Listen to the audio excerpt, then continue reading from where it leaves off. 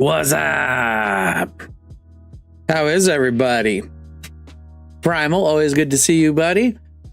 Today, we are going to continue working on Otrimi. So, actually, I found a really good video to like show y'all to help you understand mutate a bit better. And there was even tricks I learned in this motherfucker, and I've been running Otrimi for I don't know fucking how long. So yeah, let's just go ahead and get to it. Full props to the guy who made this video. We're going to go ahead and fish MTG. Yeah. We'll just fucking move over here. So fish MTG. Go ahead and give the video a like. You know, subscribe if you want. I'm actually gonna check out a little bit more of them, so I'm gonna go ahead and subscribe to him, you know, and let's check this out. He will be if he doesn't watch his P's and Q's. Been playing Bayonetta while trying to figure out what to play. Every day I wake up and I'm amazed that mutate even works at all. It's such a strange mechanic, because turns out merging multiple cards into one card does some stupid stuff. First off, there's two weird words in the reminder text of mutate. You own. Obviously this clarifies you can't go mutating things onto other people's stuff, but it also admits, through omission, that you don't have to control the things you mutate. If someone mind controls your card, you can still mutate things on it. I know what you want. Or if you mind control someone else's, he wants my cookie. You can't. Mutate is one of the few things that can change a card's copyable value.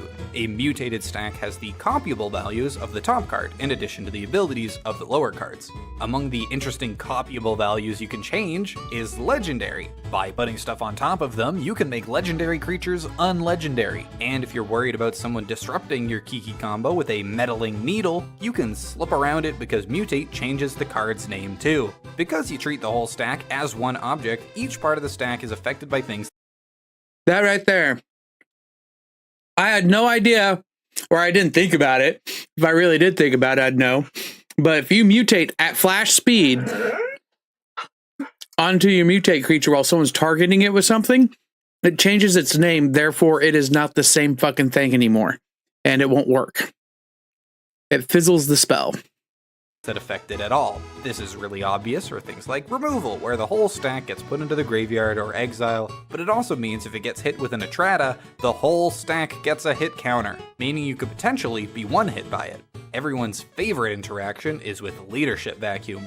Being your commander is not a copyable value. A card can't stop being your commander even when it's at the bottom of a stack, meaning it can always be hit by Leadership Vacuum. And when it resolves, the entire stack will go to the command zone. Unfortunately, you can only cast your commander from the command zone, so those other cards are just stuck there forever.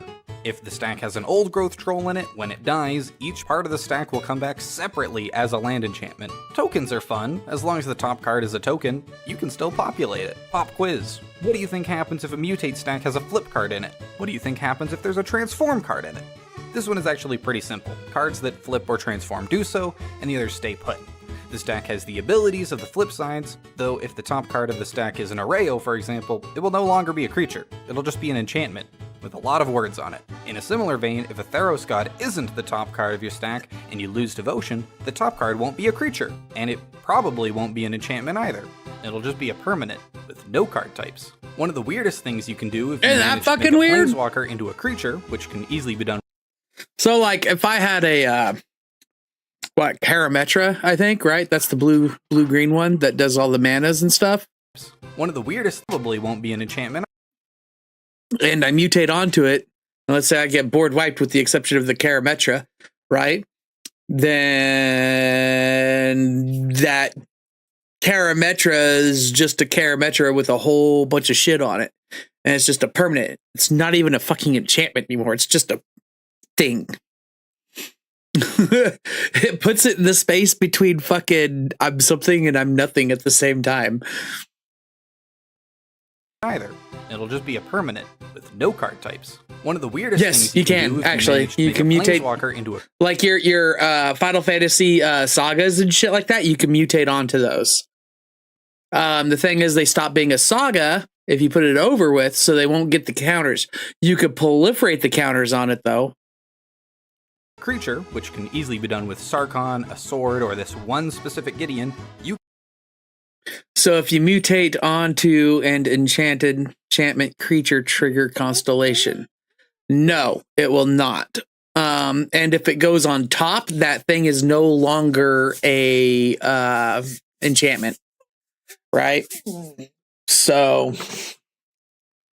yeah, it's kind of like an at your risk thing. Does a line of coke. CFEs.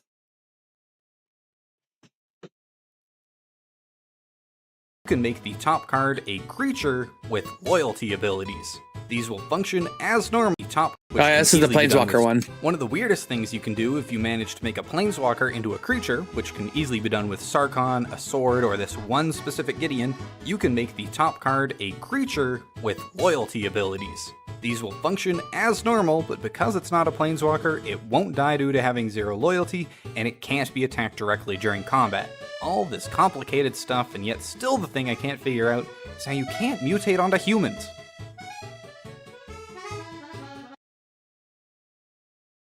So anyways, I thought that was very cool. Fish MTG is the channel. He's got some shit.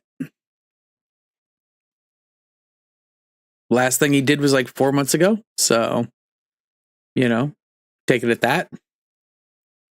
But yeah, I thought that was pretty cool. I'm not hearing music. There we go.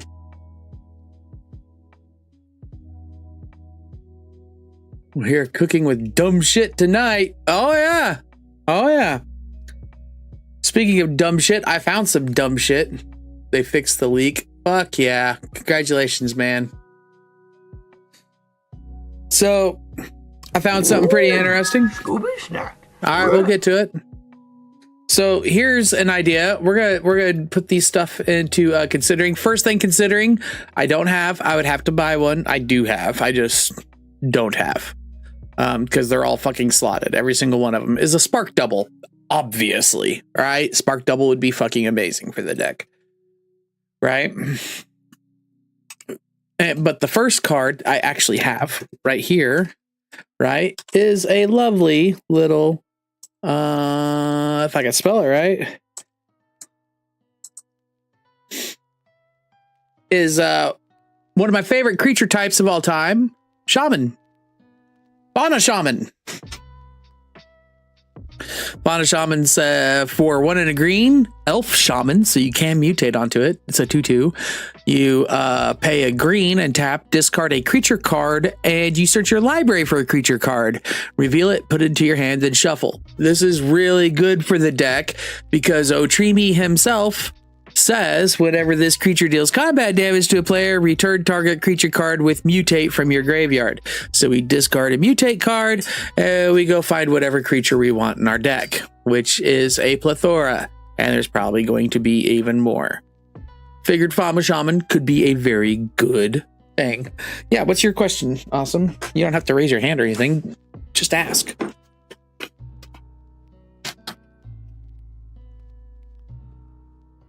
The baby. There's a baby. There's a baby. Okay.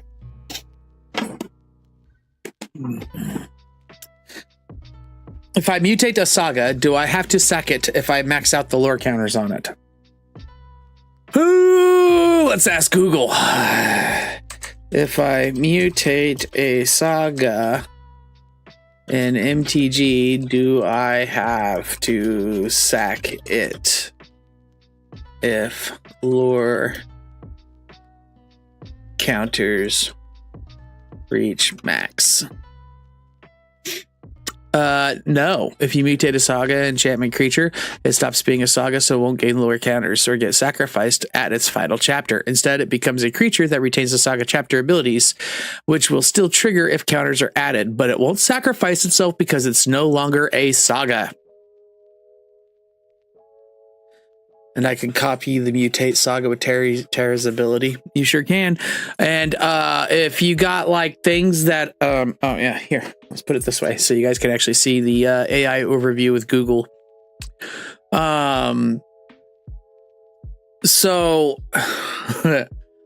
yeah, and if you got something that just takes away counters from it, you could like do it again, right? You taking ad counters, right? That's a thing. Just so you know. Don't you know? Okay. So Fauna Shaman, right? Good. I think that's a good find, right? I was like, oh yeah, that'd be pretty cool. Okay. Probably going in here, because it's just fucking really good ramp, is a Phyrexian Tower. Yes, it is a beautiful land. It is a legendary land. It says tap, add colorless, tap, sacrifice a creature, add black, black. That's probably, that's definitely going in there. Let's just be real here. That's...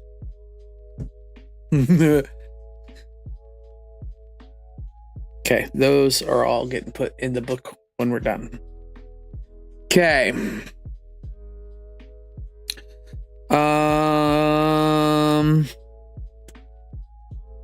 Let's see here.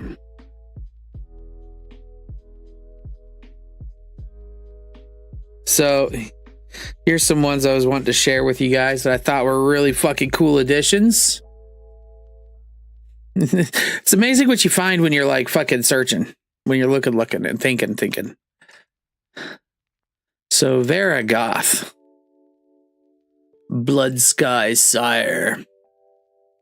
Varagoth, the Blood Sky Sire, 2 and a black, Death Touch, Boast, 1 and a black. Target player searches their library for a card, then shuffles their library and puts that card on top of it. Boast says activate this ability only if a creature attacked this turn and only once each turn.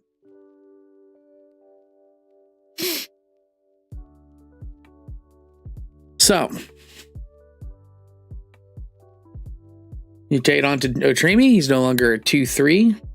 He is now a 6/6 Nightmare Beast. I think that's what he is, right? Yeah, Nightmare Beast. With Trample and Death Touch and the Boast. And he acts as a fucking tutor. He doesn't even tap.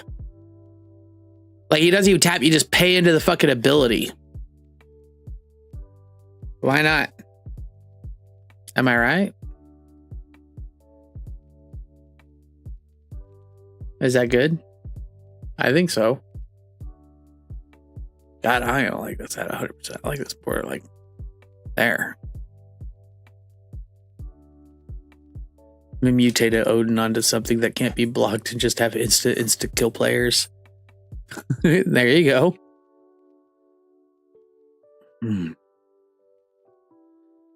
So, hope you guys like that idea. I'm definitely putting him in there. He's a fucking tutor, right? The other one is is counter, right? But like he also like is kind of like everybody should know Yahenni, right? 2 and a black, legendary creature, Aetherborn vampire. He's not a human, so we can mutate onto him. He's a 2/2 with haste. He's a hasty boy. It says whenever a creature an opponent controls dies, put a 1/1 counter on him. Why not? That's awesome. And he also says sacrifice another creature. Yahenni gains indestructible he's protection. He's protection, guys. Let's definitely put him in there. Dooper-doo. Let's see here. I'm gonna go through the creatures first, I think. And I want to do creatures in a specific order.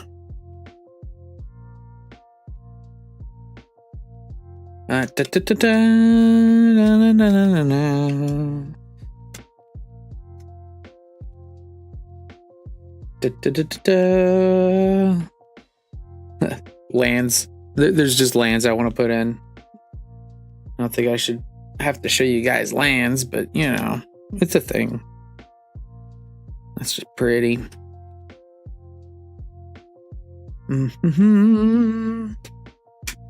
I'm just separating spells. So I'm kind of stuck on these creatures for sure. Some more spells. This is a maybe on this creature. I think it's a good idea. And then, I found a Snake Umbra. Found a snake upper, but we'll get to that. Okay. All right. Mysterious egg is the next thing. Right? Egg. What? Missed egg.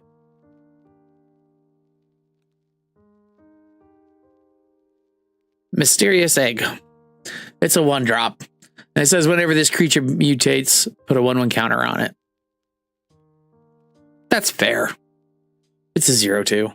Why not? Mutate Ononat is something that can't be blocked. Okay, yeah. Yeah, Mutate's actually super fun. It's very complicated and a lot of people don't want to deal with it, but it's very fun. Mutate decks are some of the most interesting decks I've ever gone against. So Mysterious Egg's a maybe, but it's a fucking 1-drop that gets huge. You know? Where's the ability to? Here's another one. I like cards like this. We got little Plax Caster Frogling here. I like it. It looks like he's casting some kind of crazy ass spell. He's just like just on his lily pad and shit chilling. My Hydras used to have a bunch of mutate in them. Yeah, fucking Hydras are badass to mutate because the counter's just on over. There and the Atremi, the original deck, had a lot of fucking Hydras in it. That's where Zixara comes from. Was in the mutate deck. Atremi. And yeah, he does some fucking dumbass shit. Okay. Plaxcaster Frogling, 1 green blue, graft 3. So he enters with 3 1/1 counters on him. And then whenever another creature enters the battlefield, I can move a 1/1 counter onto that creature. But he says 2. Target creature with a 1/1 counter on it gains Shroud until the end of turn. Protection. Protection. I think we're going to definitely put a little Plaxcaster Frogling in there. Because I like that. Surgeon General Commander. What's this? Oh, yeah. This is the original Mutate card. That's actually what started it. Probably make him my commander. I don't know. Here's another fun one. Speaking of Hydras, Grakmaw Skyclave Ravager. 1 black-green Hydra whore. We all like our whores.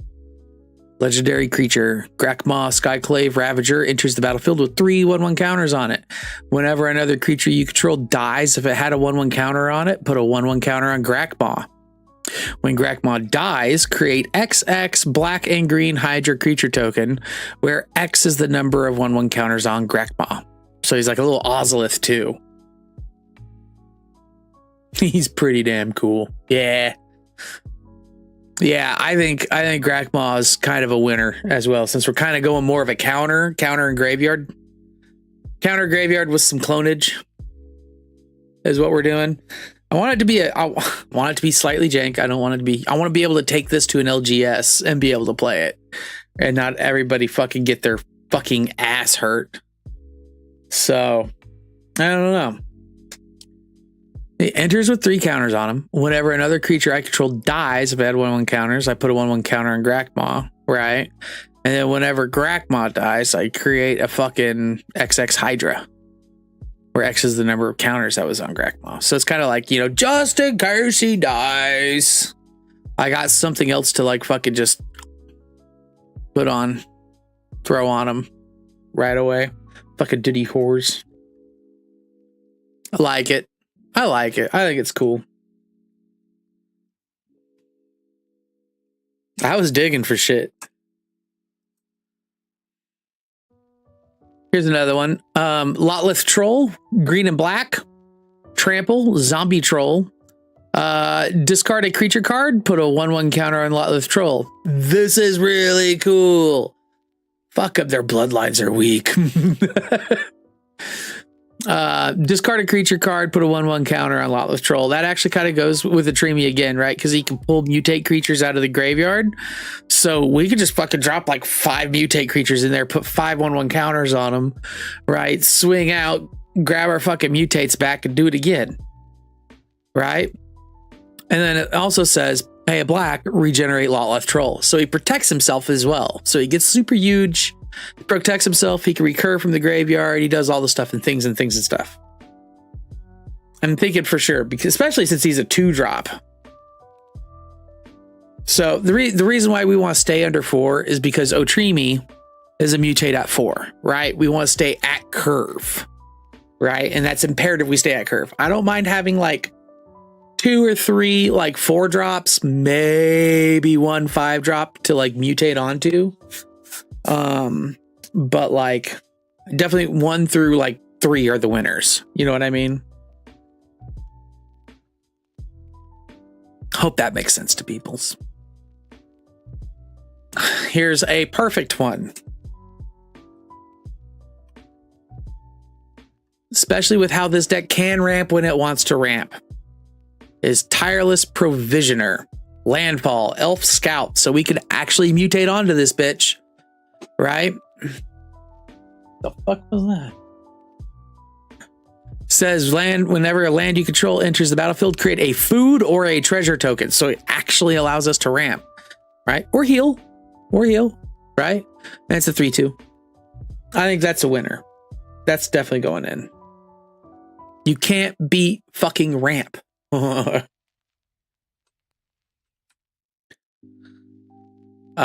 Speaking of ramp, did I spell that wrong?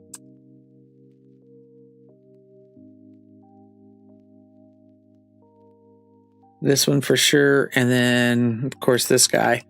So underrated. Okay. Fertilid. He enters with 2 counters on him. 1 in a green. Remove a counter from him. Target player searches their library for a basic land card, puts it on the battlefield tapped, then shuffles their library. We have to put Fertilid in here. There is just no way about it.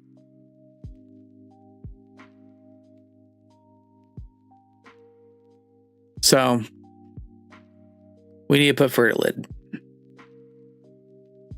The other one was Essence Symbiote.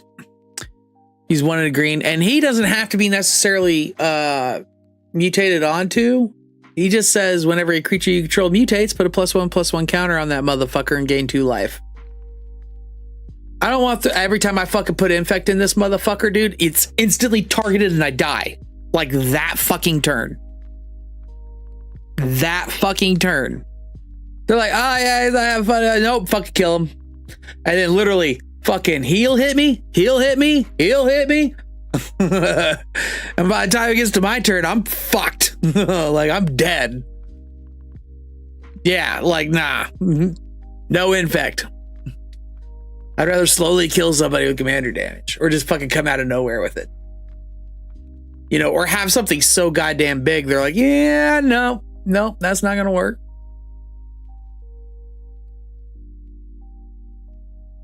He said, shit. Yeah, I won't last a fucking round if I throw infect in this motherfucker. I used to have a blight mamba in here. You gotta go all in with infect if you're gonna do it. Yeah, like this thing's gotta be like fucking full on wither, infect, you name it, fucking mites and fucking, and you need ramp like a motherfucker, and you can't let somebody see you do it until it's already too late. Like you can't be like, oh yeah, I'm just gonna do it. This deck is way too slow for infect. Way too slow.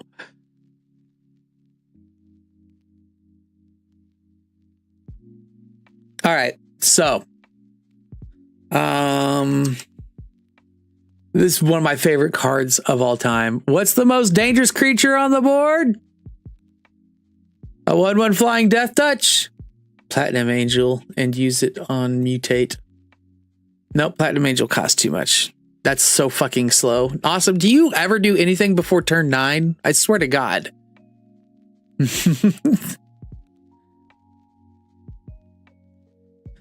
Baleful Strix. Blue, black, artifact creature burb. Flying, death touch, 1/1. Baleful Strix enters the battlefield, draw a card. Oh, that was something I was wanting to say. Especially about that fucking Vargoth, the Sire. He's also got death touch. Oh, Treemy has trample. Yes, eat glue. Like, you must play some slow motherfucking games, bro. Like, slow. Most games I play are over by turn 5. Turn 5. That's the average that people have. I've killed a lot of people on turn 2. Dude, I've seen your decks. They're all tap lands. You can't lie to me. I remember seeing a guy playing slivers. He had like 4 slivers out on turn 12. Yeah. Right? Hold on, guys. I'm going to do something real quick.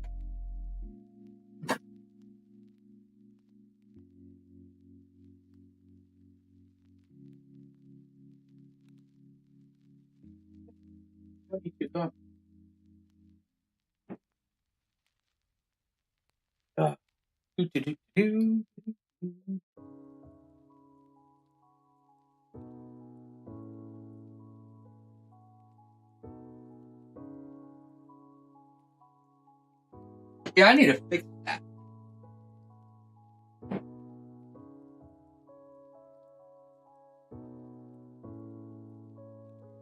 Okay.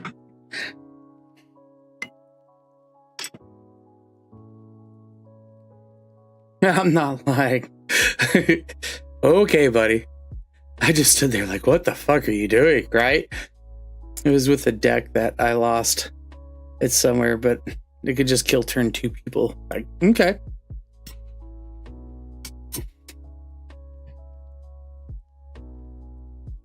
I lit that in the most faggish fucking way. I was all...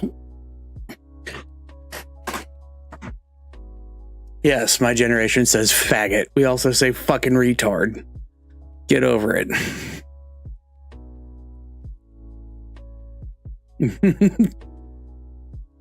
You were there, Squatch. It was those dudes in McD's. Oh.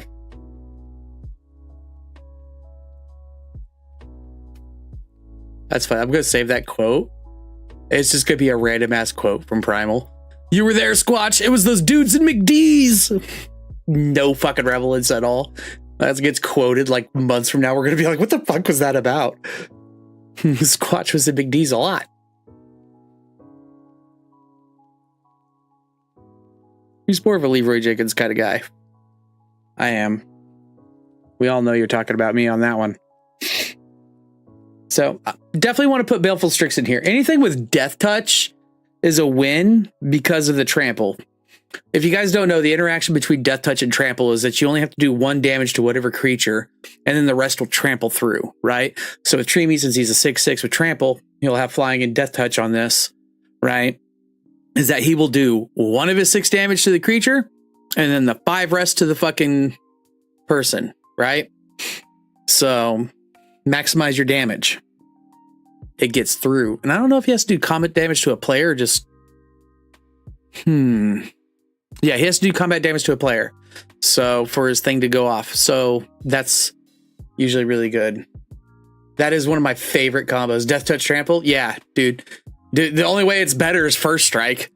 Like First Strike, Death Touch, Trample. And the only way it's better than that is Double Strike. Double Strike, Death Touch, Trample. Get the fuck out of my way.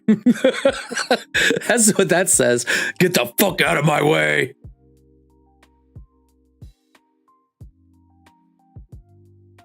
So, okay. Now, we got some other things that I'm wanting to show off. This comes in 2s, right? I really like this guy, and I have him in my... Well, I have one of them. I have him in my Peekaboo deck. Peekaboo's my Blink deck. You get it, right? In Peekaboo, right? It's... We'll fix this.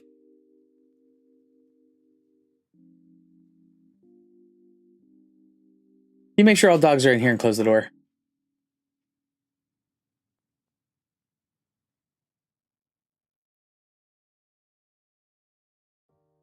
No, not that door. The door. I'll fix it to where it actually shuts and they can't like just push it open.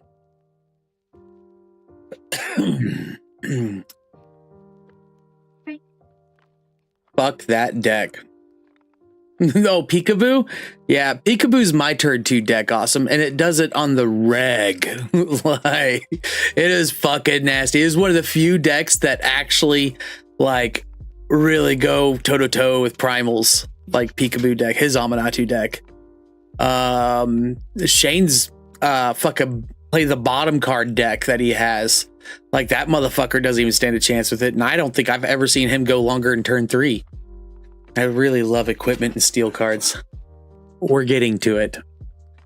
We actually have some equipments here.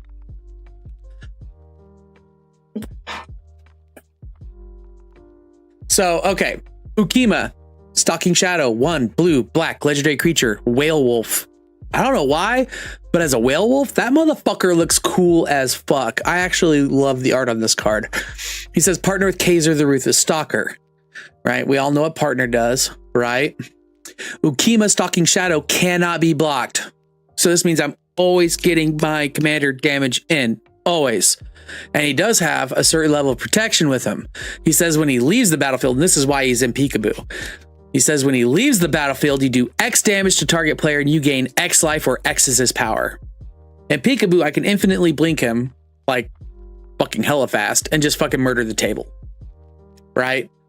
Just murder the table and have infinite life gain, infinite damage, all that, right? So it's really handy in Peekaboo. And this, it's like, you know, Otrimi's a 10-10. You're gonna fucking remove him. It just says leaves the battlefield. It doesn't say he has to die. Like, even exiling, that shit's gonna fucking hurt. And he's always fucking, he just can't be blocked. Right? So you just leave that alone and you hope to God it doesn't turn and look at you until you can find a way to get rid of it peacefully. Like an imprisoned in the moon or some shit. Like, that'd be about the only way to fucking handle that shit. And even then, like, you know. So, yeah, Ukima. Now let's go look at Kaiser, because Kaiser's actually really cool in this. 3 and a green, and he originally came in the I'm pretty sure he originally came in this deck too. He says partner with Ukima Stalking Shadow. Whenever this creature enters the battlefield, right? We all know what partner does. But it also says whenever a creature you control deals combat damage to a player, put a 1/1 counter on him.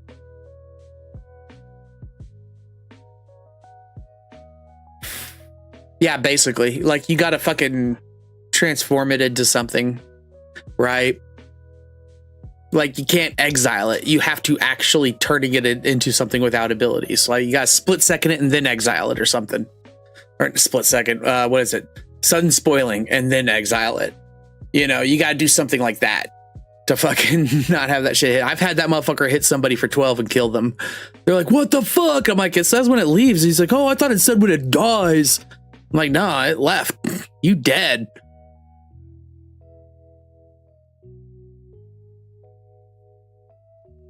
So yeah, and then Kaiser says whenever a creature you control deals combat damage to a player, put a 1/1 counter on that creature. So I can actually make him bigger and bigger and bigger.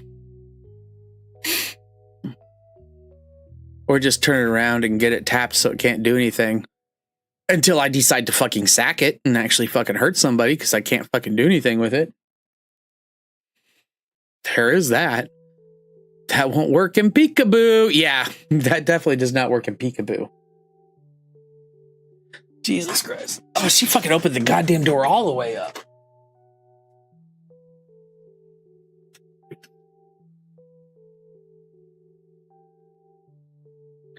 Whatever. Then, of course, yeah. So that's those two. They're definitely going in there. I like the 1/1 counter stuff. So, with that being said, I don't have a doubling season I could throw in here or whatever, right? Yeah, they opened the fucking door, so. Hold on. I got an idea. Yeah.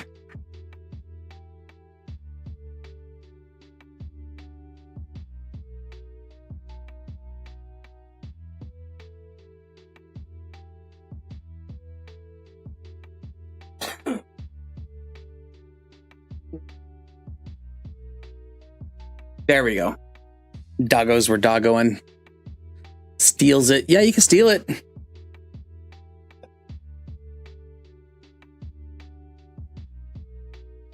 Same with Amanatu.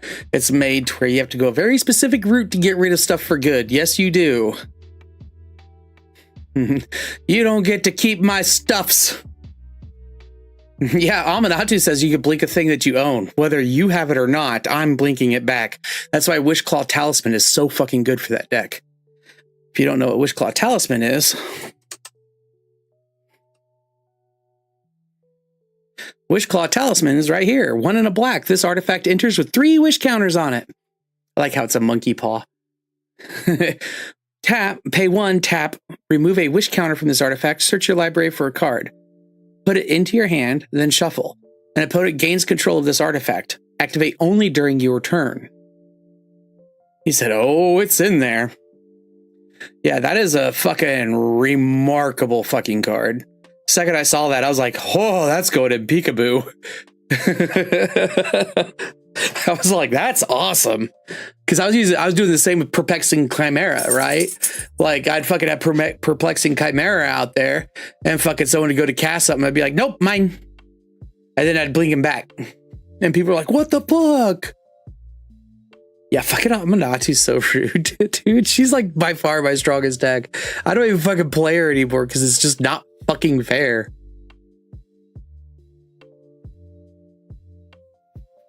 That's in there too. Yeah. That's funny. I want to get a Gilded Drake. And I want to get like 3 proxies. Because there's like several decks I want to put Gilded Drake in. I think that'd be fucking cool. Okay. So I've beaten her fair and square. You have. Yeah, well, you haven't since she's made the fucking huge change. She is fucking nasty, bro. I have a general idea of an endless death loop with this. Nice. But haven't pulled it off yet. Right on. It's real crazy. Because she's not super crazy on her own. But you build around her right and she turns into a fucking god. She does. So...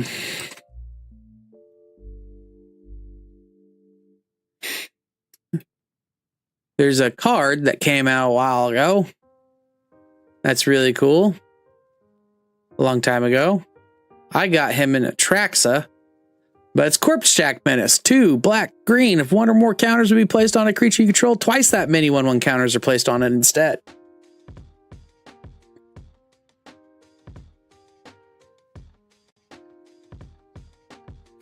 I think everyone that's come up against her has taken her down at least once. But yeah, she's a whole different monster now. Yeah, same with mine. Like, mine's undefeated since last I changed her. And there's still, like, tweaks I could do to make her faster and better. It's so crazy.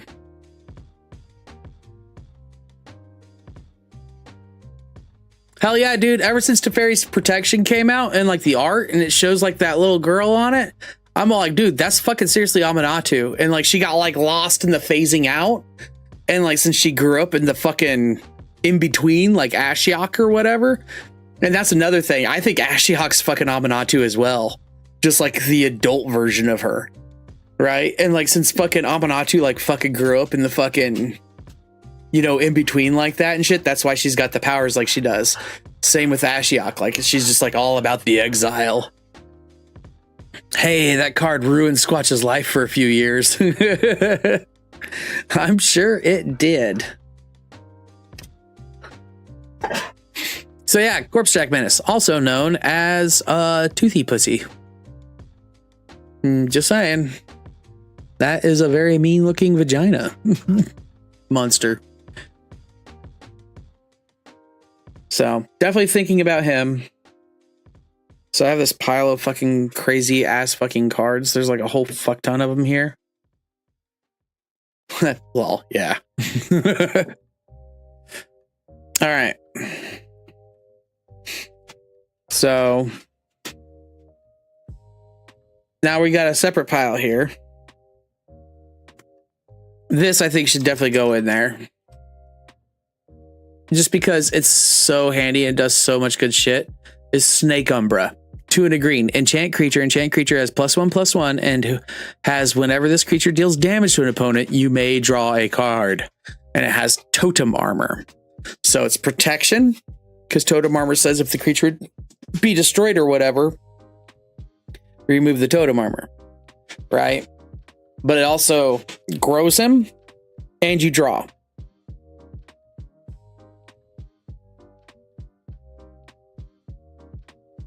Crazy what you do with 37 corpse jacks on the field.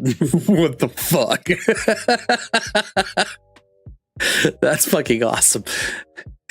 That's why I got clothes in here too, because it's like it would get out of hand like very quickly.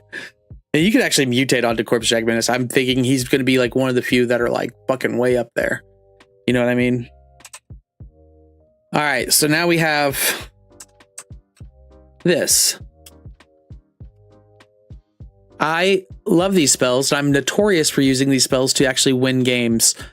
Like I literally killed somebody attacking me with a Boros charm. This one is known as a Simic charm.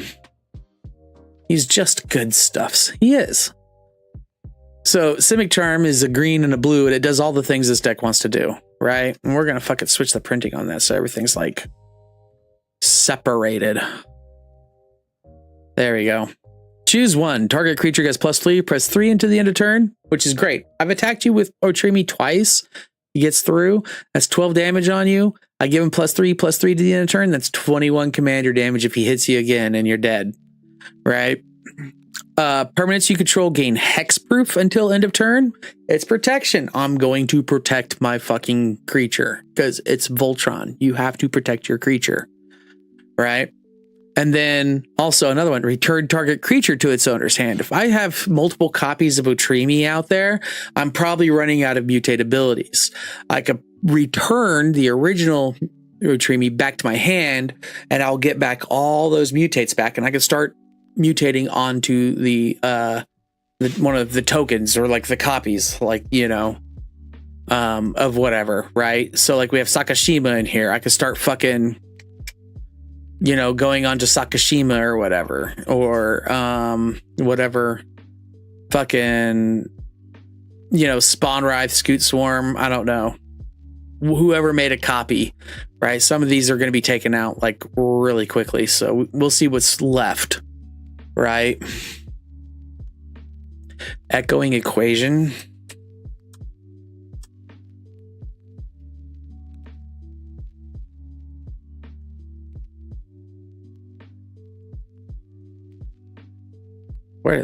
What? Okay, let's see here. Augmenter, Pugilist, Troll, Druid. 1 green, trample. As long as you control 8 or more lands, Augmented Pugilist gets +5/+5. And on the other side, it's a sorcery. 3 blue. Choose target creature you control. Each other creature you control becomes a copy of it until the end of turn. Except those creatures aren't legendary if the chosen creature is legendary. I see what you're doing there. Kind of like a replicate and repudiate. Yeah, screw the troll. That's funny. Actually, troll's pretty badass, honestly. You've seen me ramp. It's pretty fucking cool.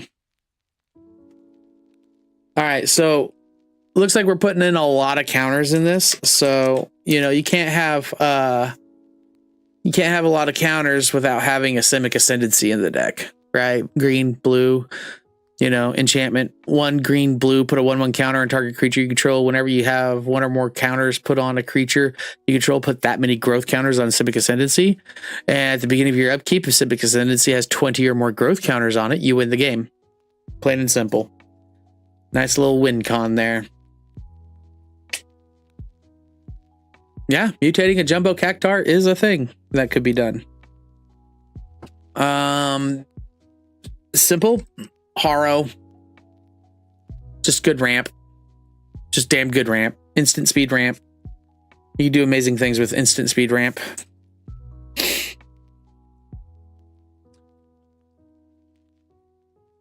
Growth Spiral. Yuck. I'm sorry. I really hate that art. We're gonna go with the art that I have. Hate the fucking weeb art too. It's gross. There we go. That's the growth spiral I have. Draw a card. You may put a land card from your hand onto the battlefield. Very simple. Simple and beautiful.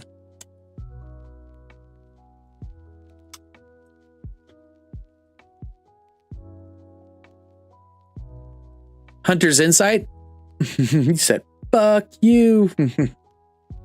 I like the Japanese art. I fucking hate the Japanese arts on MTG cards. I've yet to see a Japanese art on an MTG card that fucking looked good. I think they all look like shit. Sorry, man. I hate to fucking yuck your yum or something, but fucking Jesus Christ. Especially if it's written in Japanese, it's even worse. It's even worse.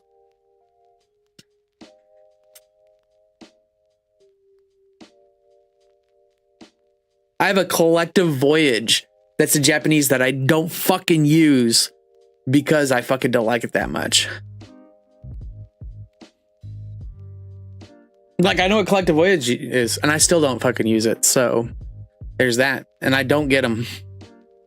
I can bullshit my way through Japanese. Good. Glad you can. I will not. All right, anyways, Hunter's Insight, 2 and a green. Choose target creature you control. Whenever that creature deals combat damage to a player or planeswalker this turn, draw that many cards. We got to refill our hands. We need some heavy duty draw, which I found a card in my book here that actually might be pretty cool. I thought I'd fancy up Amanatu, and I can't remember what some cards are. That's funny.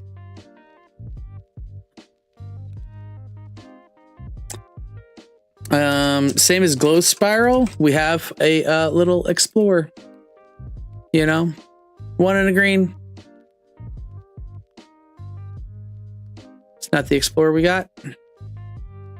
So we'll switch the printing to the Explorer we got. Damn. Look at that one with Yargle. That's awesome. This is the one we got. Boom. Explorer. You may play an additional land this turn. Draw a card. Very simple. See. Whoop, whoop, wee-doop, wee-doop, doo-doot. Then I was sitting thinking, and I was like, I love the clones. I love all the stuff that it does. You know.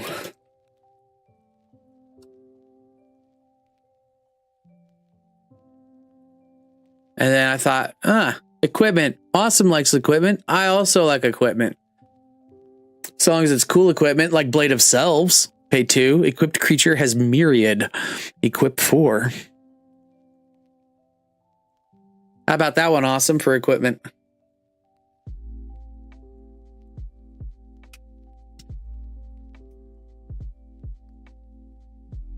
Right, they'd all count as my commander. And they'd all swing out because usually my commander's not like the forefront of the mutate. Gross. That's about as bad as a Helm of the Host, right? Like just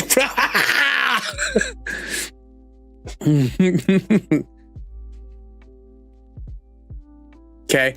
One of my favorite counters slash tutors. And yes, this is a tutor. It is like one of my favorite ever. It's so fucking good. Right?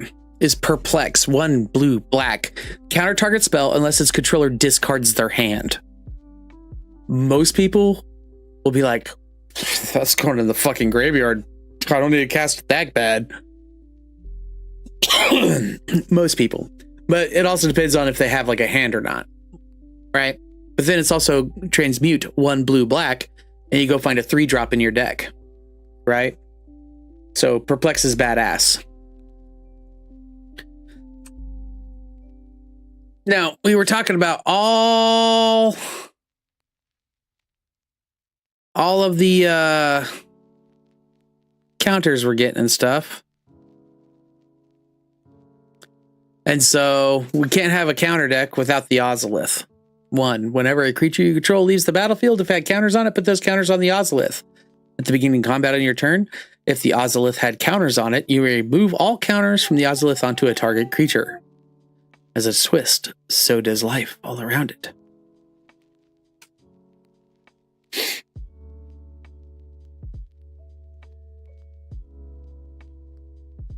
So, here we go. Zendikars.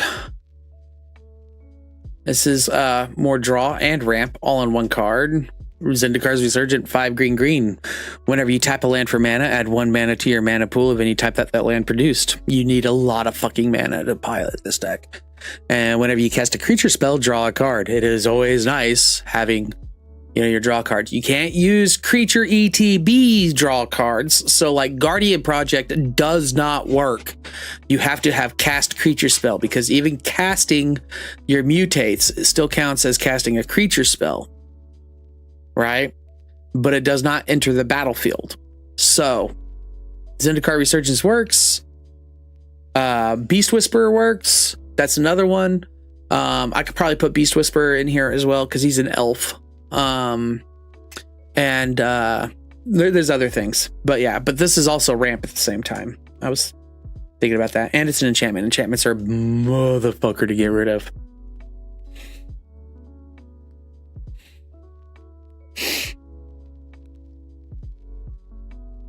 A little simple 1-drop enchantment, Hardened Scales, a green enchantment. If 1 or more 1/1 counters would be put on a creature you control, put that many +1/+1 counters on it instead.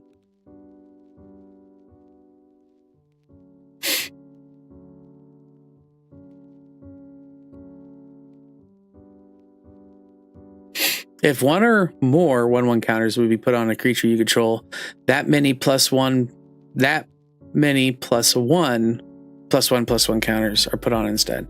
Okay, so it's just 1 more to every. No, I ain't got doubling season. Once I get doubling season, we will fucking throw it in here. Until then, we ain't got it.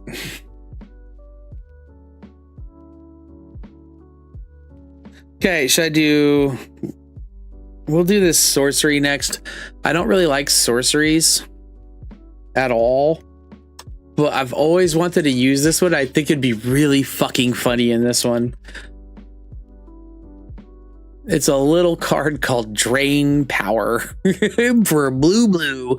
Opponent must draw all mana from his or her available lands. This mana and all mana in opponent's mana pool drains into your mana pool. You can't take less than all your opponent's mana. And it's a sorcery, so you do it on your turn. Right? What happens is that people have to tap their mana no matter what, right? And unless they have something that they can just pay into with the mana, like a dump or something, then you get all their mana, period.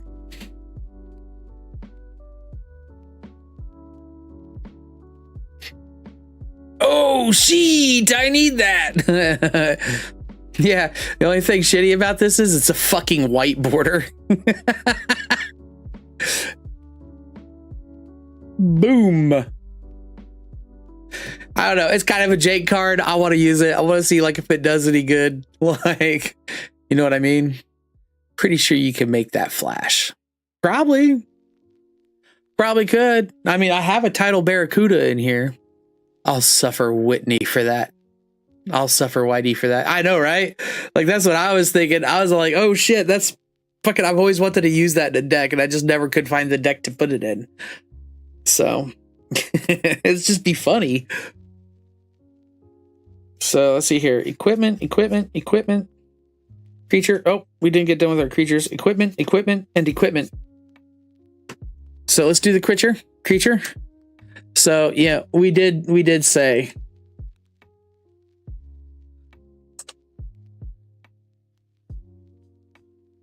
something about infect, and here we go. Ichorclaw infect. Whenever Ichorclaw becomes blocked, it gets +2/+2 at the end of turn. Because they're blocking infect. That would shut down my Kazikan deck. Yeah, probably.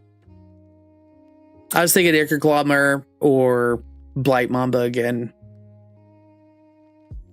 It's just thoughts. Again. You ready for all the equipment's awesome? Counter spells are her biggest weakness. Amanatu wants it bad. Yeah, and that would draw out a counter spell. They're like, no, you're not ramping off my shit. They're like, oh, what?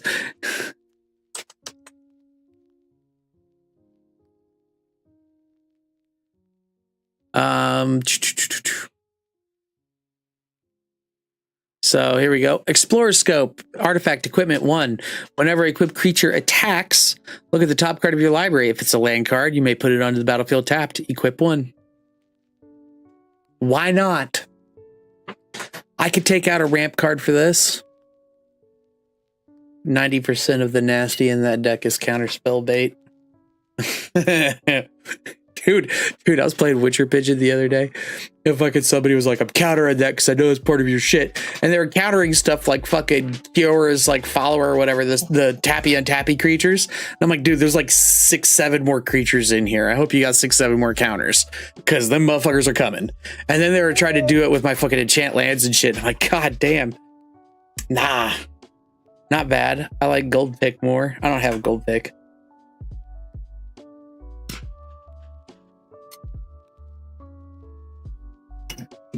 Yeah, I mean, that's how Witcher Pigeon is, though. Like, I just need my combo to hit. The problem is there's fucking 41 combos in Witcher Pigeon. Good luck figuring out which one I'm doing. Because they're all fucking different. Yeah, I think Explorer Scope is really good. You know, a lot of white decks use it, but like, you know, Explorer Scope is really good. Golden pick 2, equip creature gets +1/+1, equip 1. So it's about the same, except for yours is just a little bit more, right? Because this is a 1-drop. But let's see what the rest of it does. Whenever equipped creature deals combat damage to player, create a treasure token. Yeah, see, no. Like, I mean, yeah, they're both the same, honestly. This doesn't require you to do combat damage. This just requires you to swing. And you look at the top of your deck. If it's a land, you put it on the battlefield. That one guarantees you so long as you hit the player, right? They're both kind of like give take. It's 1, but more, but gives +1/+1 and makes treasures. Yeah. Yeah, but you have to hit. That's the problem. You have to hit. It'd be fine in this deck because Otrimi has trample. Same probably with Amanatu. Like, you can't not counter, but you also know what's eventually coming after. Yeah. It's a race. You just got to race them. I thought this was really cool. It's the only 0-drop equipment I found. Or not 0-drop equipment, but it's the only 0 equip cost equipment that I found. Nope. Not that one. That is pretty cool, though. That would be fucked up. No, we're not putting that in there.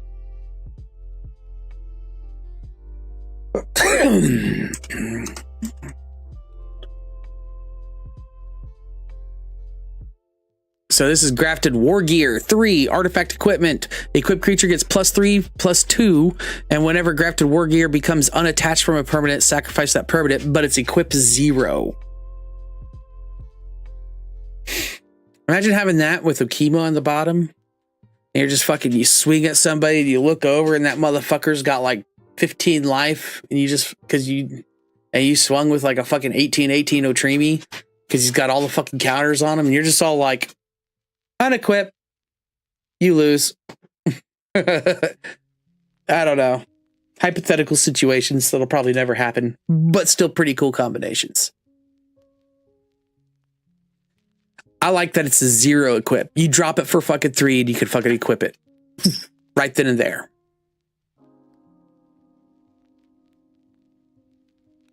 Put that on something until that thing dies or outlives its usefulness. Yeah. Right? Can you equip enemy creatures? Opponent's creatures? Nope. It says you control.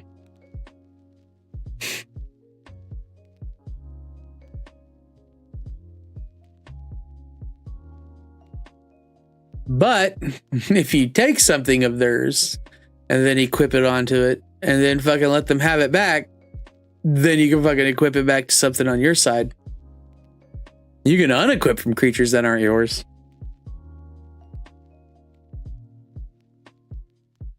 So here we're going into like some of the graveyard stuff that we were thinking about too. Mask of Memory. It's an equipment.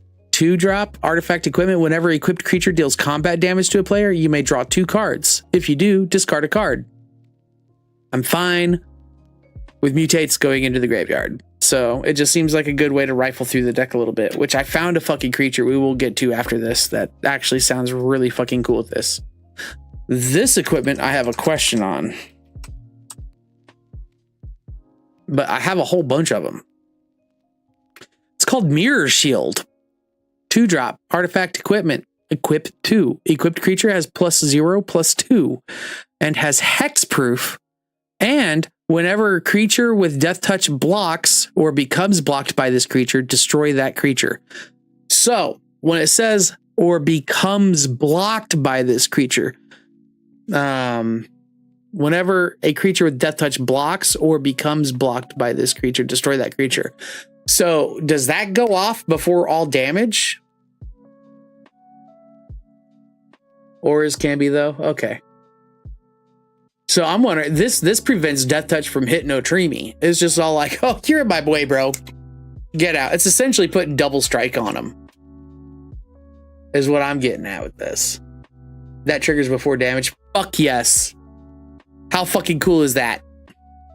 And it gives him hexproof. That's probably definitely going in the fucking deck.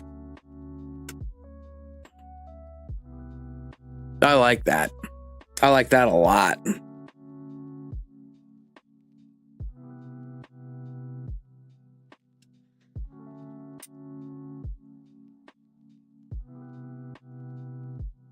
We're gonna armor out fucking Otrimi. Pre-roll ads are disabled for 59 minutes. Hell yeah.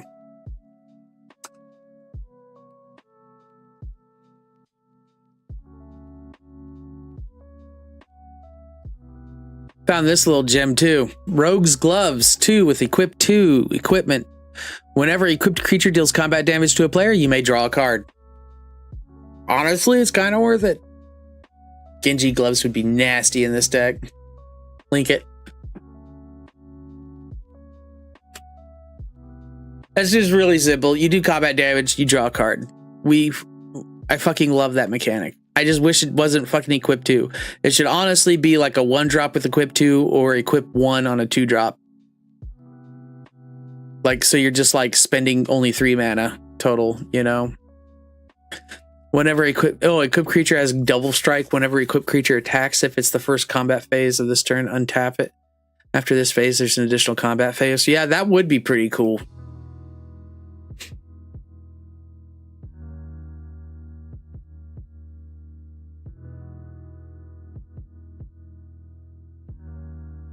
Equipped creatures got +3/+2. Whenever equipped creature deals combat damage to a player, draw a card, then you may cast a spell from your hand with mana value less than or equal to that damage without paying its mana cost. Holy shit. That would almost be good in this deck. Because it doesn't accept X or other mana costs. We'll see. We'll see.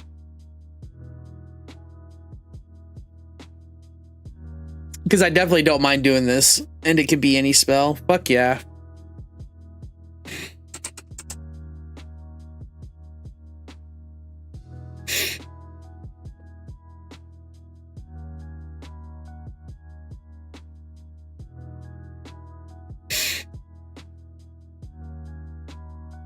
Then, of course, the almighty Gorgon's Head.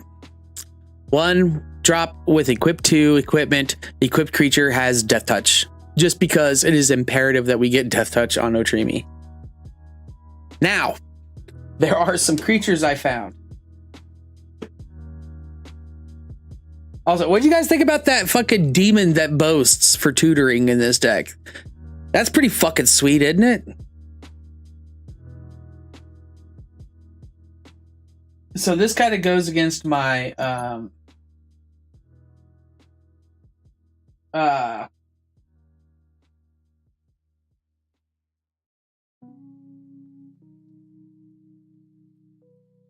mana that I want for a creature. It's a 5-drop. But it is called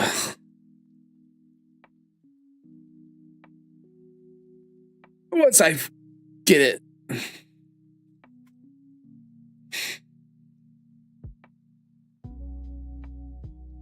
There we go. Yeah, it's a creature. Where is it?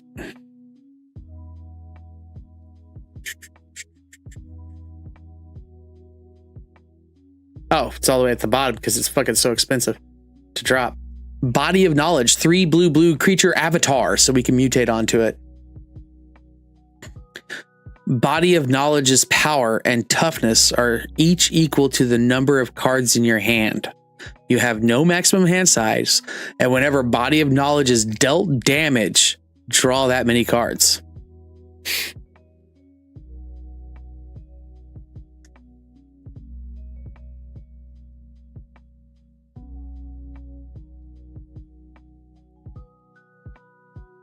I don't know.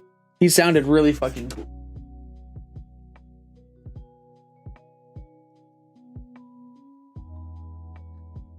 And since we are kind of making this semi-jank, I stopped running this because it's just slap indestructible on that bitch. Well, we're getting to it. I still haven't opened up my other pack where all the fucking shit is. But one of my favorite instances of all time, sudden substitution, 2 blue, split second. So the only thing faster in this is morph. Exchange control of target non-creature spell and target creature. Then the spell's controller may choose new targets for it. Industrible on and a card that makes all damage dealt to you go to instead, like Pariah's Shield. Do like a stuffy doll of Pariah's Shield mutate combo.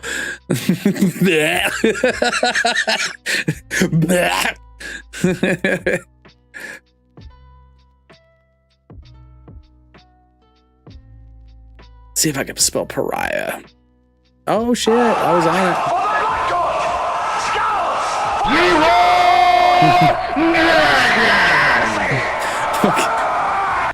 Something tells me Squatch is about that. Stuffy Doll, 5-drop construct, Industrible. As Stuffy Doll enters the field, choose a player. Whenever Stuffy Doll is dealt damage, it deals that much damage to the chosen player. Tap, Stuffy Doll does 1 damage to itself. Over here in equipments, in equipments, 5-drop. All damage that would be dealt to you is dealt to equipped creature instead. Equip 3. Fog Bank. Let's check out Fog Bank.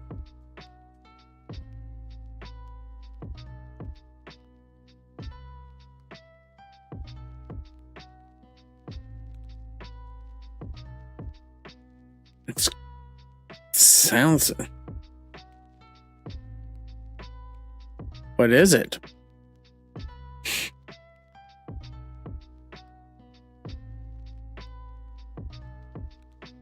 Fogbank, Defender, Flying, prevent all damage that would be dealt to and dealt by this creature. No, that's terrible.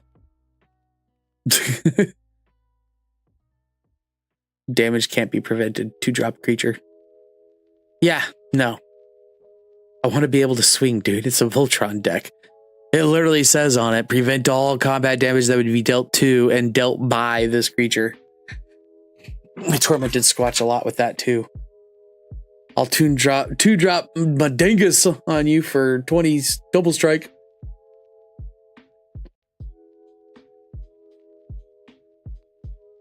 It is a good defense. It's a flyer too. But yeah, I wanted to share that body of knowledge with you guys.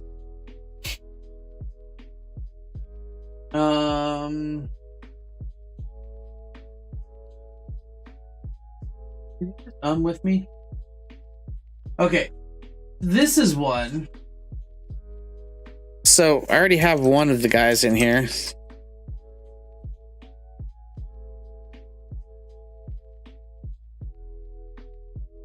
But this guy right here, Cephalid Illusionist, 1 and a blue. Okay, this is part of that graveyard stuff. Right? Now, I think people would be really scared with this because they think I'd be doing Thoracle shit, which I could make it real fucking powerful. But Cephalid Illusionist is 1 in a blue creature Cephalid Wizard. Whenever Cephalid Illusionist becomes the target of a spell or ability, put the top 3 cards of your library into your graveyard. So, like,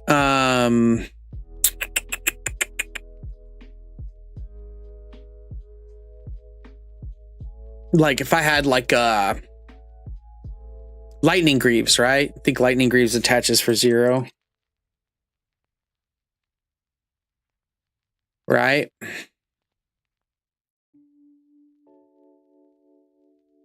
Yeah, Lightning Greaves attaches for 0, right? Equipped creature has haste and shroud. Equip 0. So what you could do is you could just keep on equipping it to Cephalid Illusionist and then just fucking mill whatever you want out of your library. It's just a way like CEDH players fucking win. And they have like Labman, Jace, and Thoracle in their deck, and they just wait. You know?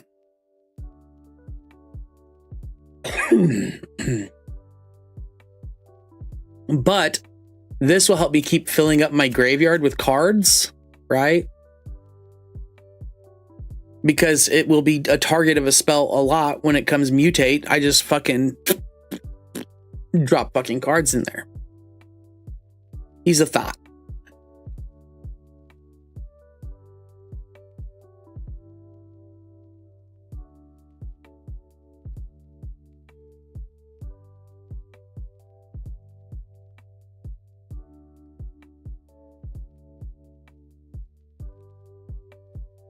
Oh, Primal, I'm glad you're here.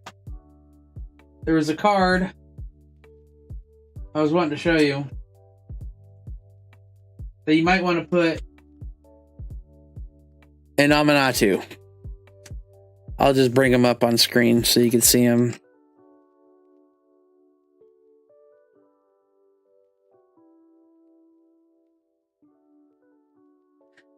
It's Aether Channeler, 2 in a blue. When Aether Channeler enters, choose 1.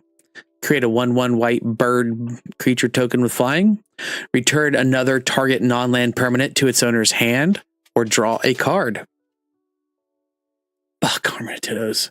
Yeah, I'm pretty sure you'd find a fucking place for him, though. I mean, Jesus Christ, he's a fucking board wipe, draw, and a creature fucking buff.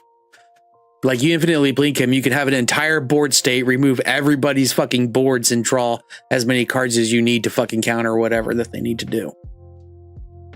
He's got it all.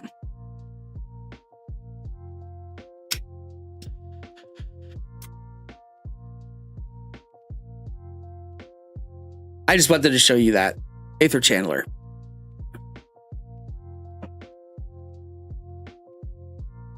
Got him right here. Boop.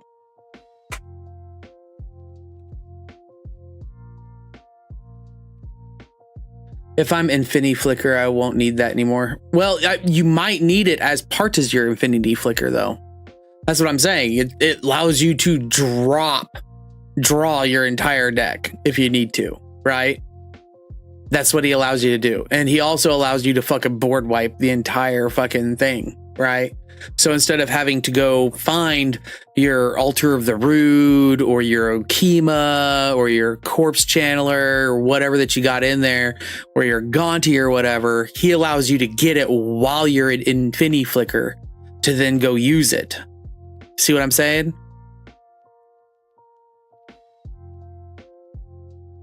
Oh yes, good point. That draw is the only thing that really makes it needed. Yeah, and it's a 3-drop. Like, it's a fucking 3-drop, right? So, but it's a 3-drop that could do all the stuff. Like, you won't even need to. You just draw and then just wait. Like, you can have your deck in your hand with all your counters, all your answers and shit. She just tutors for that shit now. I mean, understandable. I get it. But I think he's very powerful.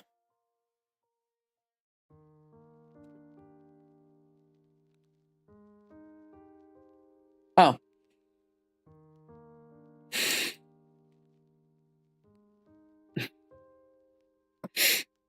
Super simple. Blue's only fucking copy instant or sorcery spell that's not red. Twin cast. She doesn't flicker and blink as much as she used to. Oh, okay.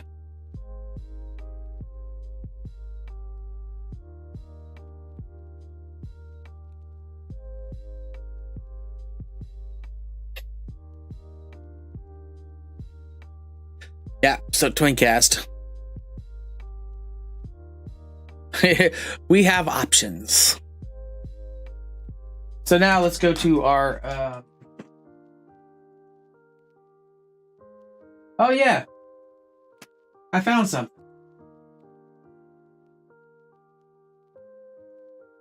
I don't know if I can find it now.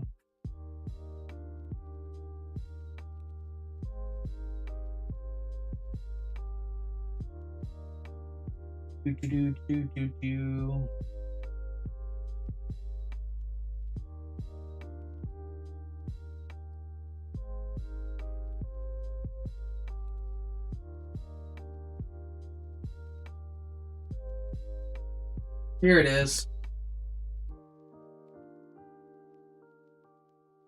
That was another one I was thinking about. The only reason why I wouldn't put him in here is his fucking devotion. Predator Ooze. Green, green, green. Ooze 1. Indestructible. Whenever this creature attacks, put a 1/1 counter on it. Whenever a creature dealt damage by this creature this turn dies, put a 1/1 counter on him. He just fucking hits the mark. It's just hard to fucking say, yeah, that green, green, green does it. Not until I get a real good mana basis.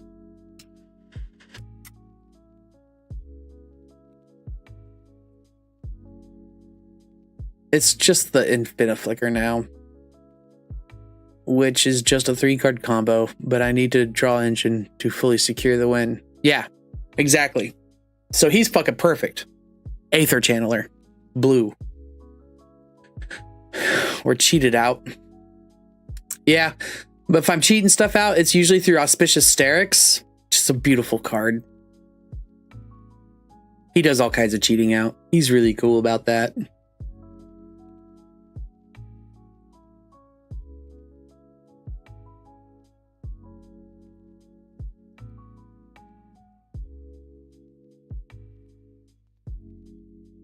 Oh, yeah.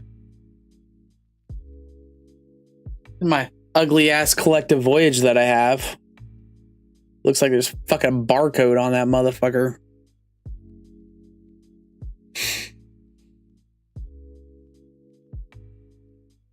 Like Jesus fucking Christ, Japan.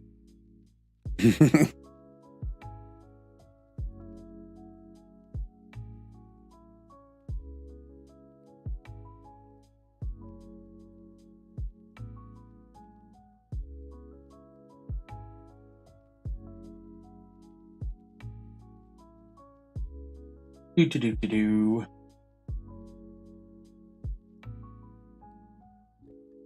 Fucking options, man. Decks are so hard to build. I don't want Otrimi super powerful anymore. And yes, as he sits right now, he's fucking dummy ass fucking powerful. He's just slow. But when he's fucking rocking, dude, he's fucking rocking. Okay. We're going to pass all the lands. We're going to go straight into the artifacts. Okay.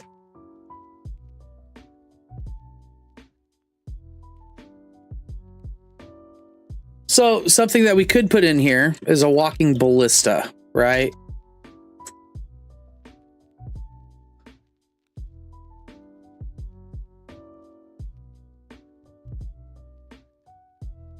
XX, this creature enters with X 1/1 counters on it. 4, put a 1/1 counter on him. Remove a 1/1 counter from this creature, deals 1 damage to any target. I can get a Black Lotus for $30. Not a real one. No, definitely not a real one. But it is a real Black Lotus. No, it's not. If you could, dude. If you get a Black Lotus for $30, you just fucking increased yourself by like fucking $50,000. Unless that person just has no clue, in which case you need to go get that shit like last year. Yeah, exactly, bro.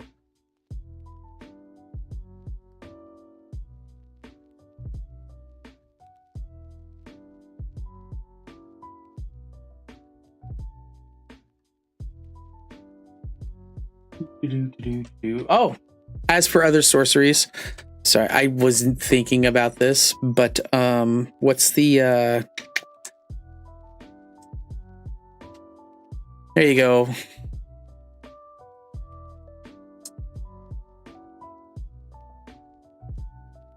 Villainous Wealth X and fucking Sultai.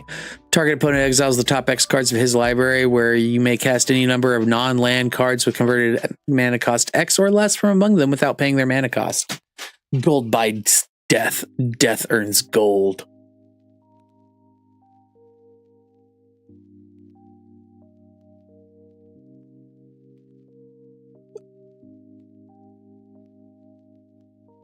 If I wasn't going like the cloning route, Silent Arbiter might be a good choice. 4-drop, no more than one creature may attack each combat, and no more than one creature may block each combat. But I feel like clones are needed so I can actually have a void state and like block all sorts of shit. I don't know. Maybe, maybe not. Lots of chumping, I guess.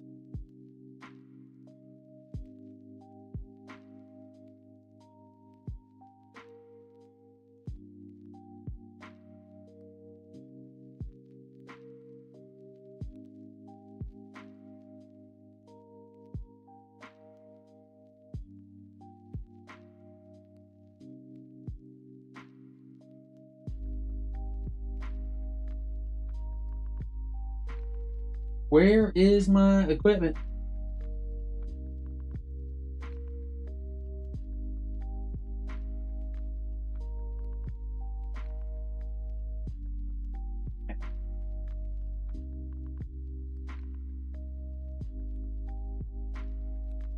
I have lots of equipment. Probably because I don't ever fucking use them. I just gotta get to them. Ah, Dowsing Dagger. Duh.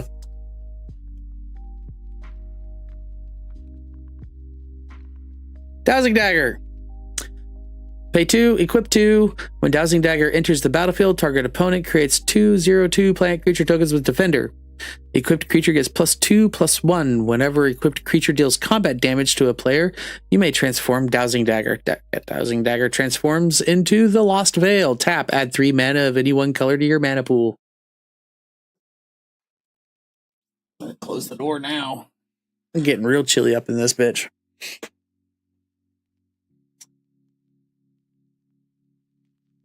Basilisk Collar. Why not?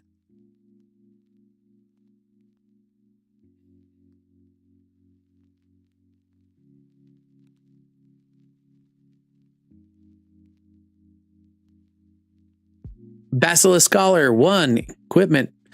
Equipped creature has Death Touch and Lifelink. Equip 2. Because why not? What was it? Gorgon's Head?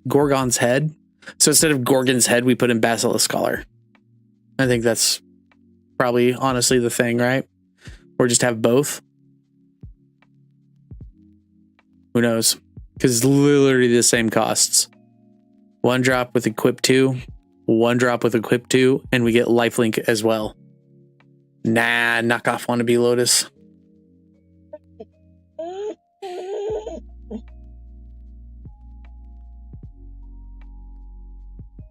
Your babies. Is your babies.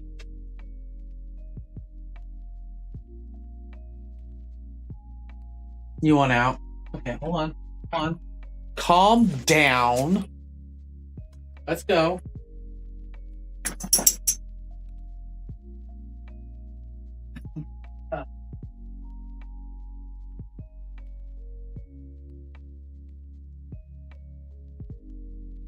They're free.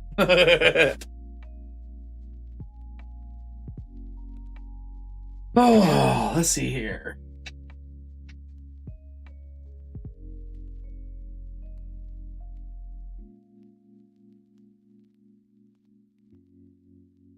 I guess Swiftfoot boots and fucking lightning greaves is an obvious thing, right?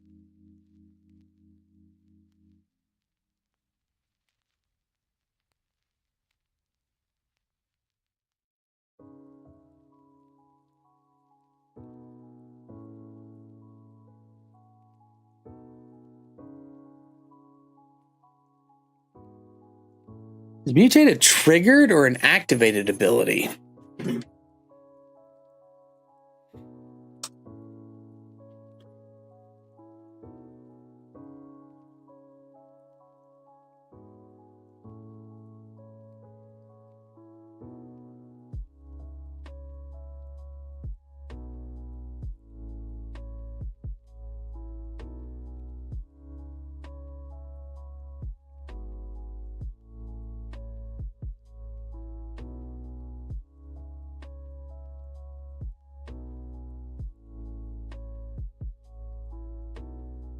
It's a triggered ability.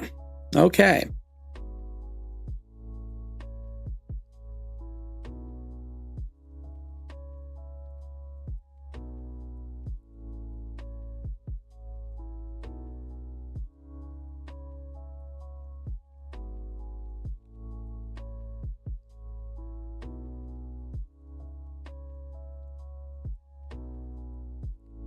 You guys. Dude, even the Black Lotus tokens that they came out with for that one fucking commander, fucking those things were going for fucking crazy. Like crazy. Fuck, what is his name? Pretty sure he was a 5-color commander.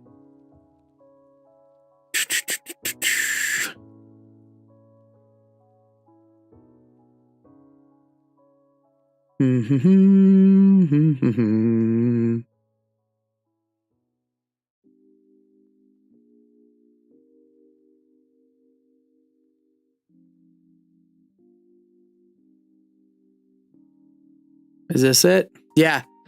Garth the One-Eye, Wooburg, legendary creature, human wizard, tap. Choose a card name that hasn't been chosen from among the Disenchant. From Disenchant, Brain Geyser, Terror, Shivan Dragon, Regrowth, and Black Lotus. Create a copy of that card with the chosen name. You may cast the copy. You still pay its mana costs.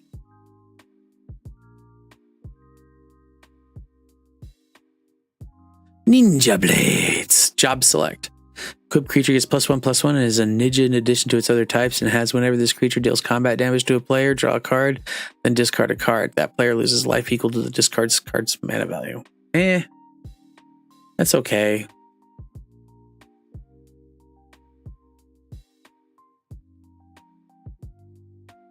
I wish I didn't get rid of my fucking spear. There's no winning an argument with me. Once I dig in, I'm just surviving.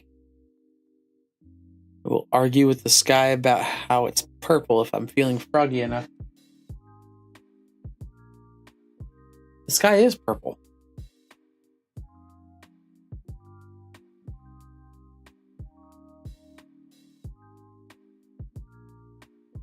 Ah, dark steel plate. I have a dark steel plate.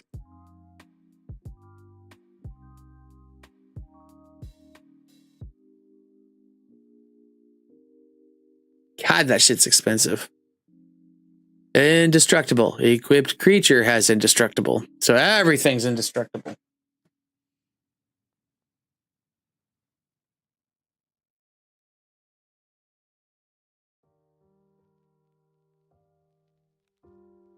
No.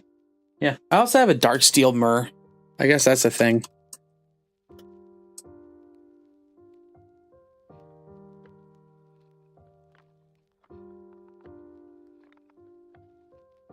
Mirror. I'll still argue till I'm ready to strangle you.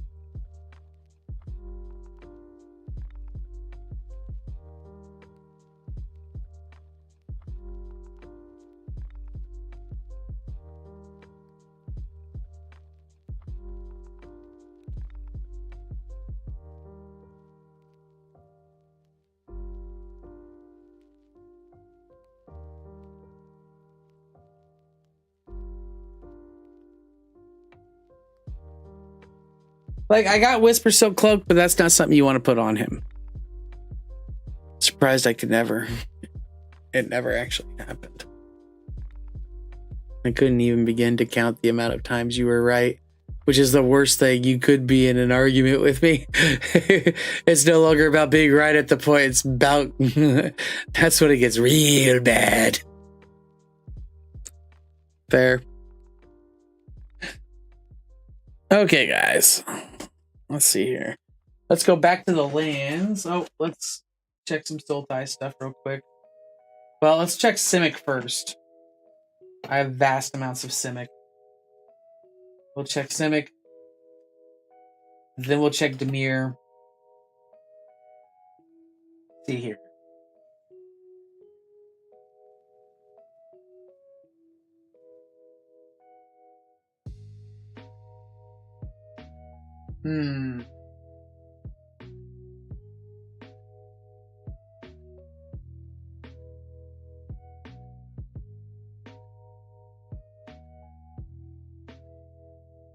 Let's see here. Enters the battlefield, 1/1 counter on it for each mana spent to cast it. Whenever you cast a kick spell. No, I don't have here. Enchantment. Reduce whatever for creature card. Mana cost equal to 1 plus the sacrifice enchantments for the mana cost. No, thank you. Mauler, Simic Sky Swallower, Mystic Snake, Simic Disease, Prophet of Crufix, Bounty of Luxa is slow as fuck.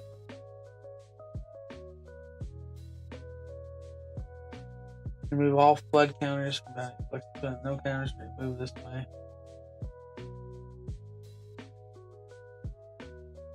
Flood counter on it. Draw a card. Otherwise, okay. So every other turn, I'm either drawing an extra card or adding Simic and colorless.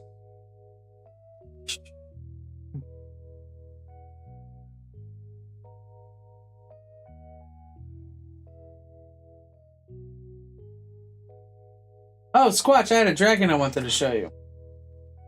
Hold on, let me get that out real quick. Dragon time. Dragon Tales. And Squatch is looking to, oh. I unfortunately cannot put Experiment 1 in Otrimi.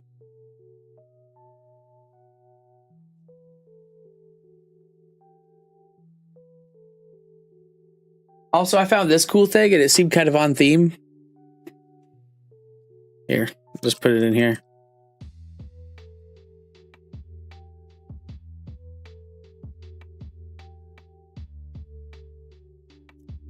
It's called Barrier Breach. It just, like, looks like it belongs to the deck. 2 and a green. Instant. Exile up to 3 target enchantments. And it has cycling.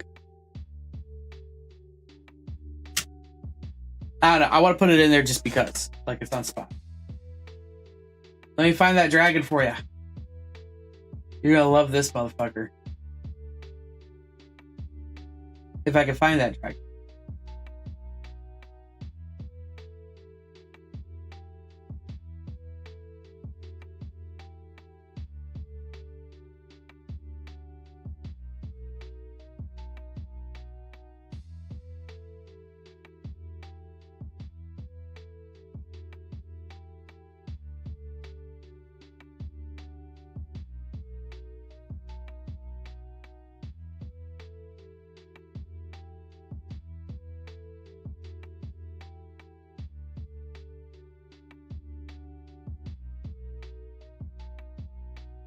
Mm-hmm.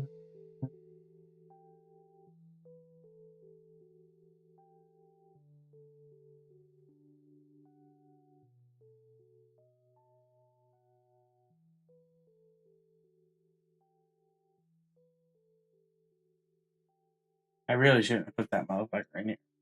Now he's lost.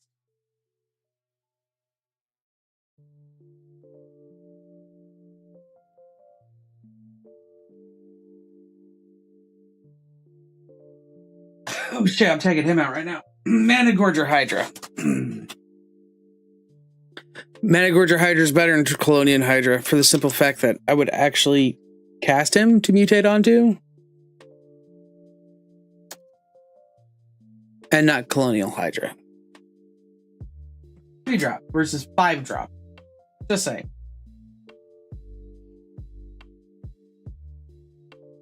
Makes all the difference in the world.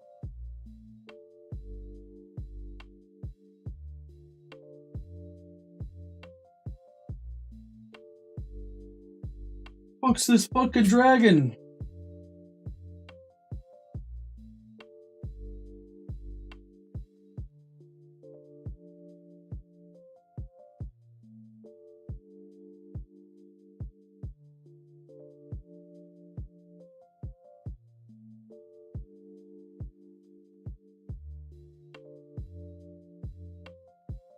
Yeah, there's the Blight Mamba.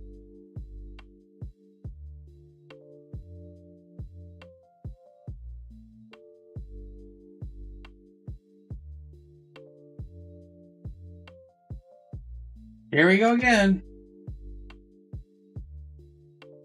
I did start at the beginning.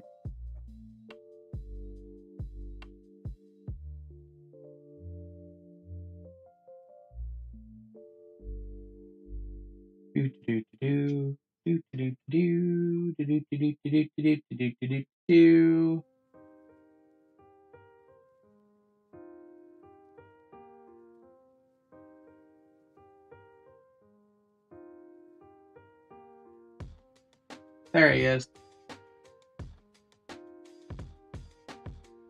Now,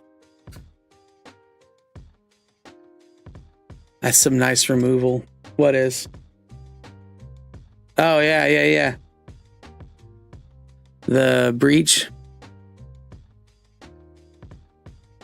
Barrier breach. I just think it's fucking great. Exile up to 3 target enchantments, cycling 2.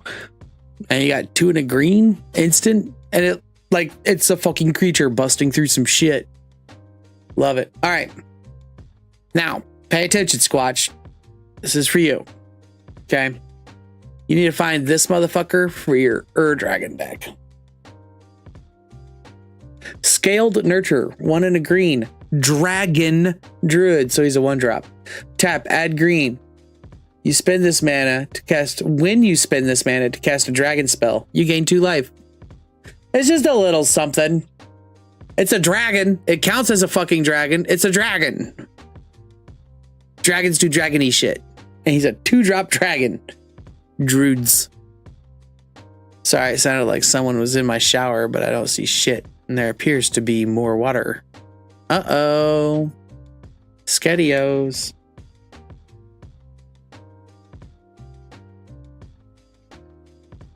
That's nice, actually. Yeah, that's what I thought.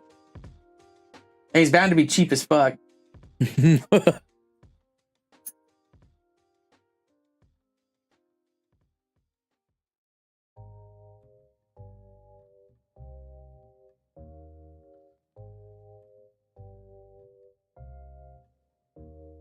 These are sturdy girls. Yeah, hi, babies. What? Oh, you like that, huh? Oh, yeah. Is that the spot? Oh, is that the spot? Oh, goodness. Oh, goodness. Yeah. He's good, baby. He's a good baby. Thank you, hon. Oh, I can't put Experiment 1 in there because Experiment 1's a human. That's low-key fire. Hell yeah.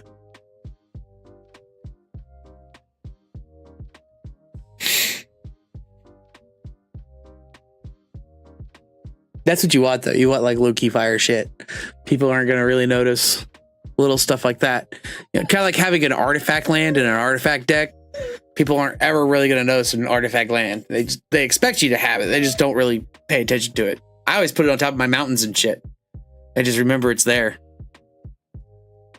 So, I found a Mana Gorger Hydra. Yay!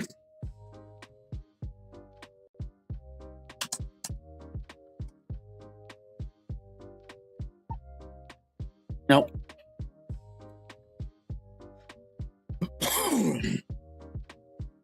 What, BB? What, BB? What? Oh, goodness. You want outside? Here, go. Go. I want to hear from you guys. Rest of the stream. Like 10 minutes.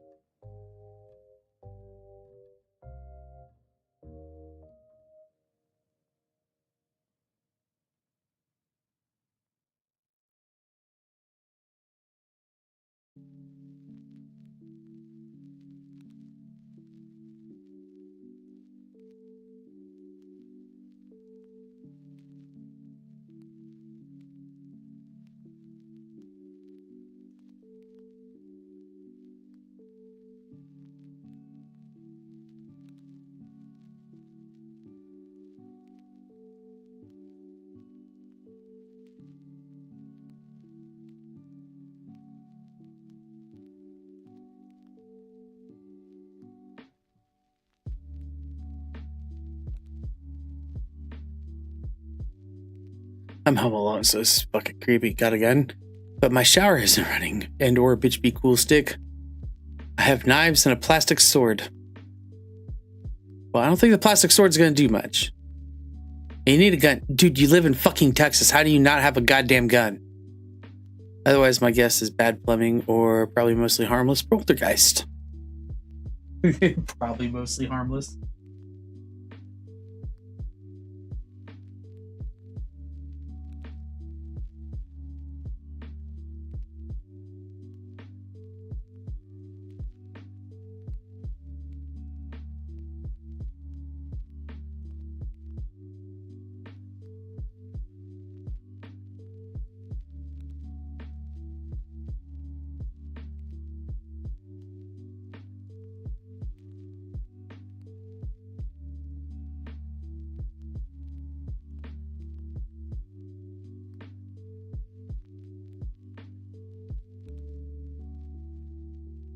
Question.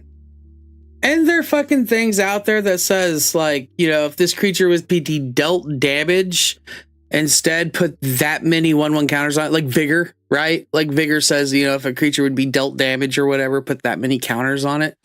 Wouldn't, like, aren't there creatures out there that literally just do that on their own for themselves?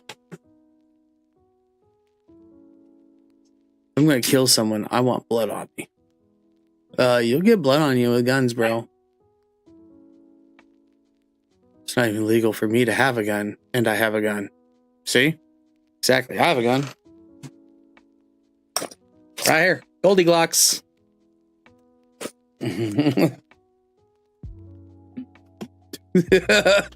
Fucking guns, dude. You gotta have guns. You gotta protect yourself and everybody else around you.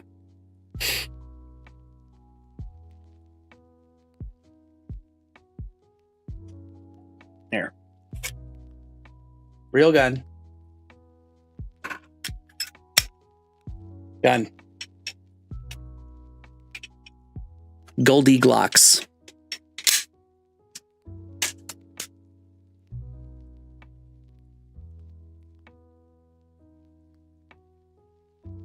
Now fucking arm yourself. You're gonna need it. I live and die by the blade. Looking cool don't matter if you're dead. Exactly. What's that fucking scene? And fucking Indiana Jones with the guy with the swords. Right? And he's all, and then he goes, bang! And he fucking walks on. That'd be awesome.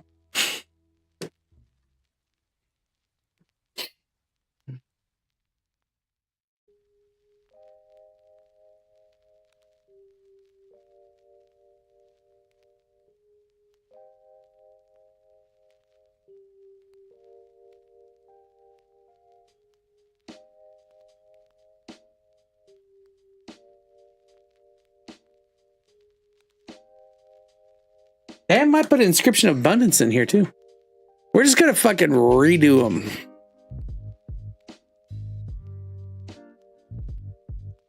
Yes.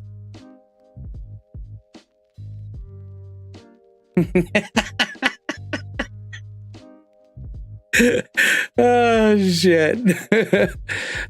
I'm right there with you on the blade thing. I'd love to be capable of doing that superhero shit and taking on a small force with dual katanas, but that's not a thing.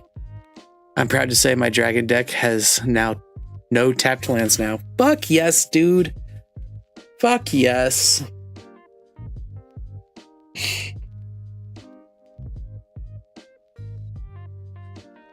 Okay. For now,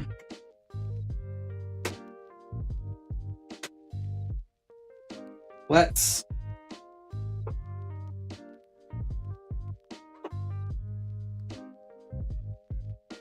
I'm self-aware enough to admit I die quickly. Okay. That was half the reason I was so slow. Oh yeah, guaranteed. Lands really matter, dude. Oh, Dimir didn't have anything. I remember that. And then Sultai. Sultai only got I don't think I got much Sultai either. Honestly, none that matters for this deck in particular.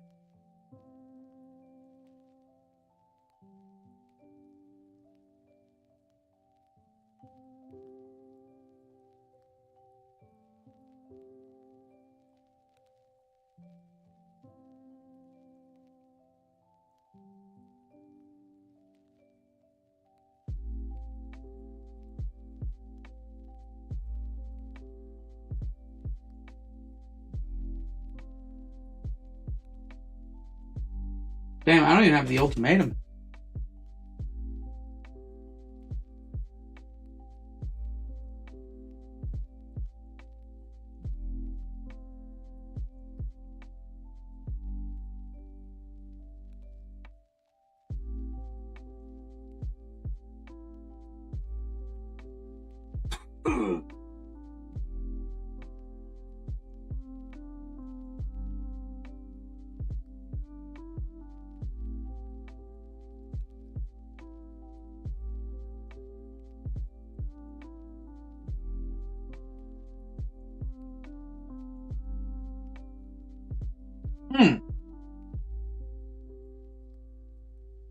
I do have a Sultai charm.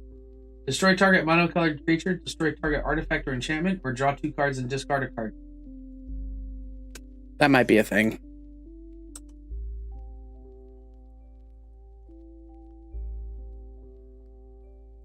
Let's see here. Dimir charm.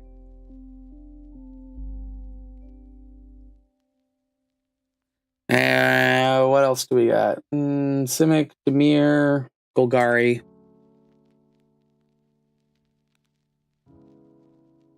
Let's see what all these do. Best part about them is that they're all instances.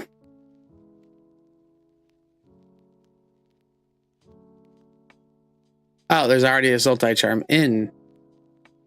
Okay. So Sultai charm, destroy target monocolored creature, destroy target artifact or enchantment, draw 2 cards, and then discard a card. So that fits.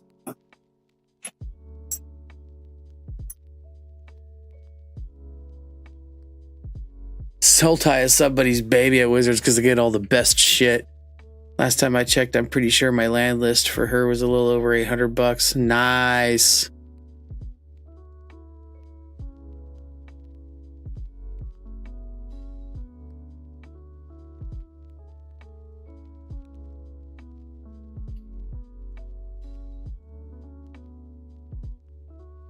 Now land list can get that easy. Yeah, it really is. I haven't kept up with Inner News for a long ass while now. Dude, there's some really good shit out there right now. There are cheaper printings, my dude. Though I could say shit, Sarah Sanctum is on my list. That was like full on 100% land opposition in Esper. Yeah, Dimir shit's expensive, dude. Dimir is so fucking expensive. Golgari charm. I hate it when they fucking do it like that. Give me the list. Golgari charm. Choose one. All creatures get -1/-1 into a turn. It's a token wipe. Who cares? Destroy target enchantment. Regenerate each creature you control. Actually, that's pretty good. The regenerate each creature you control is pretty good. And destroy target enchantment. You cannot undervalue destroy target enchantment. Civic Charm, we already went through it. Oh, Demir Charm. God damn it. Demir Charm, counter target sorcery spell. Ew. Just sorcery? Destroy target creature with power 2 or less. Nope. Look at the top 3 cards of target player's library, put 1 back in the rest of that player's graveyard. Yep, Demir Charm's definitely out. That is like the shittiest charm I've ever seen. And it's literally in the colors that would want to do all the cool shit. Oh, I just remembered a tragedy. I can't find my Cody deck. Cody is a funny commander. Damn. Yeah, dude, Cody is pretty awesome. His Cody deck was fucking awesome. Mine was undefeated, although never got a whole lot of action outside of my group here. Okay. So yeah, I guess Simic Charm goes in there. Golgari Charm could probably go in there too. It's good protection.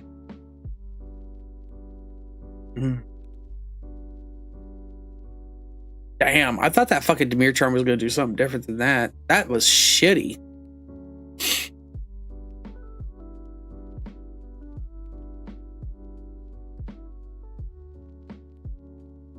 Let's see if I have a gold card.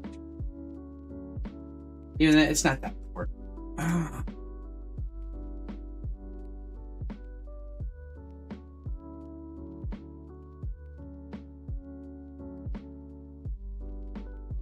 Oh, we need to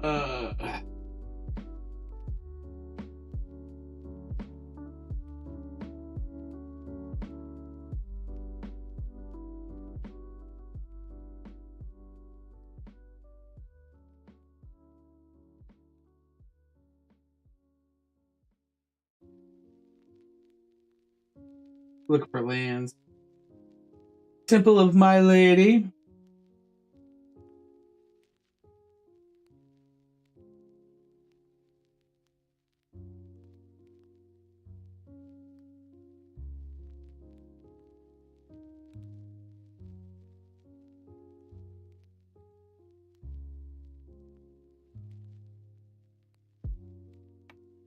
I guess a Karn's Bash would be alright.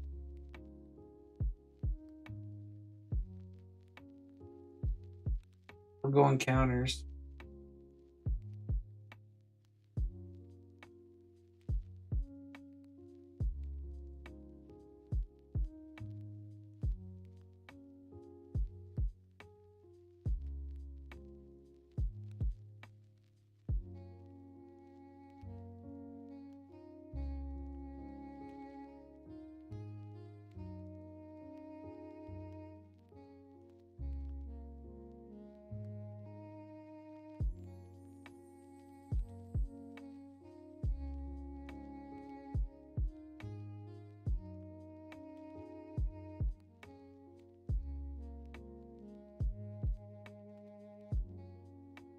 We got Colony Garden.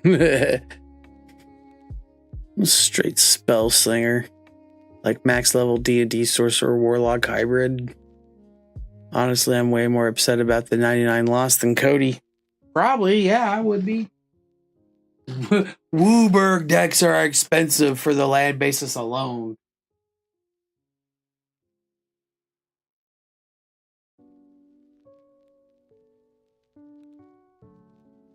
Jesus.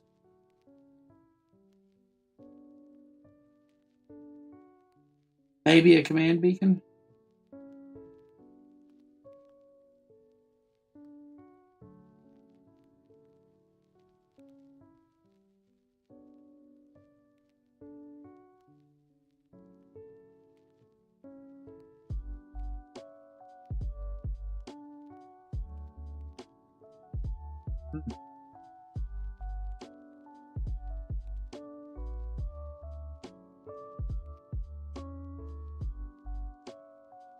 Hold on. Otrimi is a nightmare beast.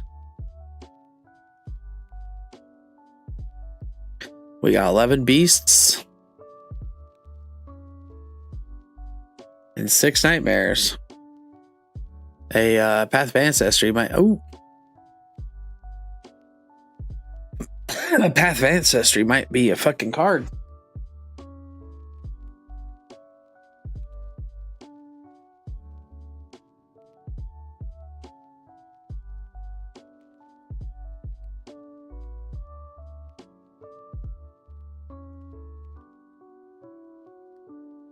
Dude, I just got plans. This is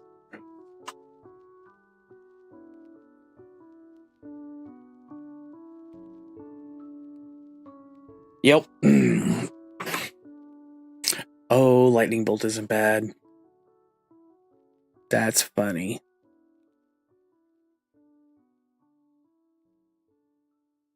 I'm pretty sure lightning bolt was in there, but it was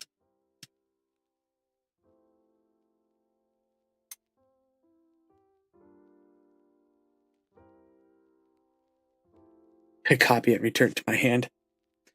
Probably. Okay, first things first. Let's get rid of Cultivate and Kadama's Reach.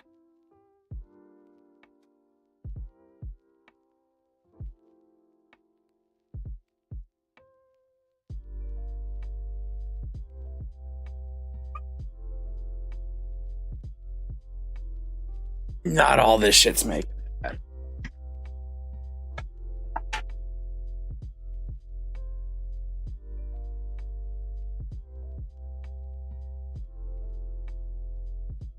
Look at this copy card. It's so shiny.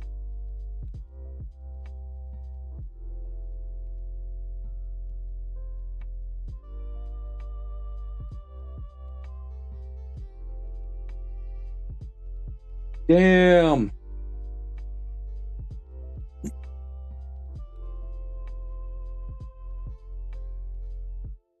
Excuse me?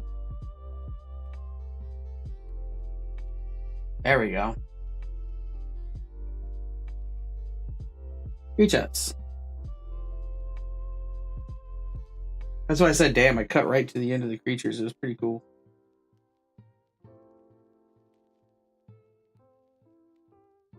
Sorceries.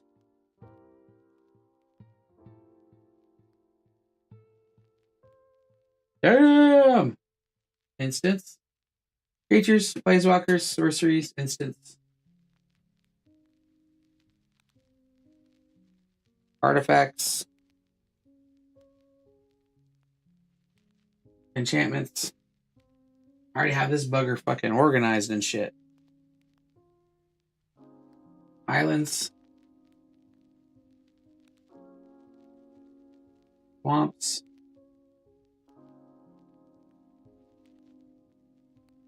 Swamp. Forests. And then all the specials. I'm proxying Morphic Pool. I own like 20 Morphic Pools. I'm okay to fucking... Not that many, but I own quite a bit. I think the largest slime I got out of the deck was a 16/16. Dude, Kadena made a fucking 30-some fucking slime. That was fucking cool.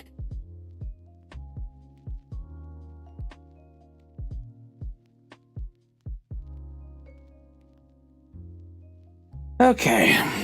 Close this door again. So for the sorceries, honestly, I think we should do away with the graveyard thing. Maybe. I think, man, the deck really wants to do graveyard shit though.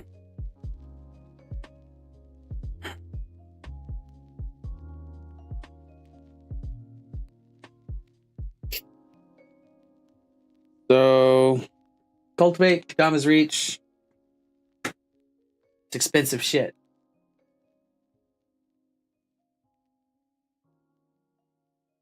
Down here,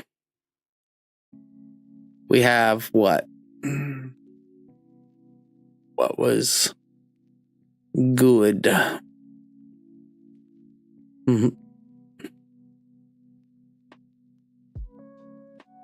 Fertilid.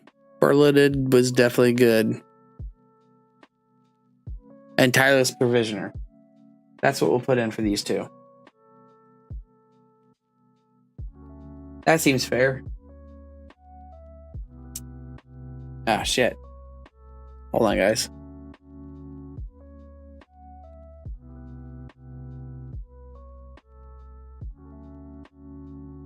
Once I find it.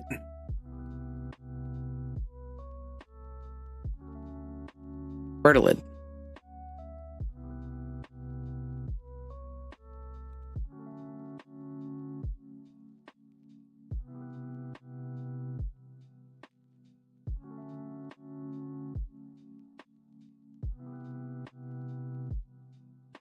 There's Tireless Provisioner.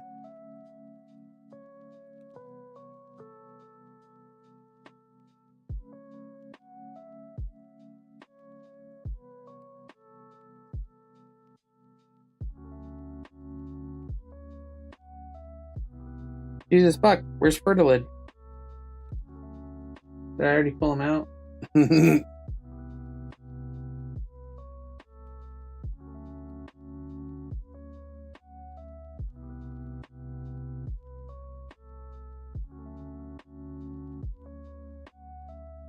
There he is. Boop. We have a cool looking Fertilid too. Let's change that. We have the Ikoria Fertilid. Boop. Oh yeah. Dogs need to make up my mind if they want in or out. It is not a joke when they say fucking Huskies want in and out, in and out, in and out. They most certainly do. We now have Fertilid in the deck. Just because my Cody Slime deck was that cruel. The card isn't lined up perfectly on stream. Whatever, dude. That's what you're getting. An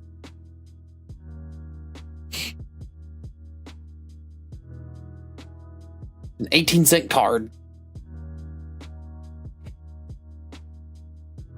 So Fertilid will go... What do we remove? We technically remove Kodama's Reach.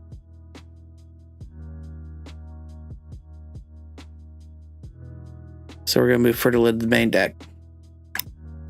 Fertilid goes right after Cold Eye Selkies. Cold Eye Selkie's not going to leave the deck. She'll stay right there. Boop.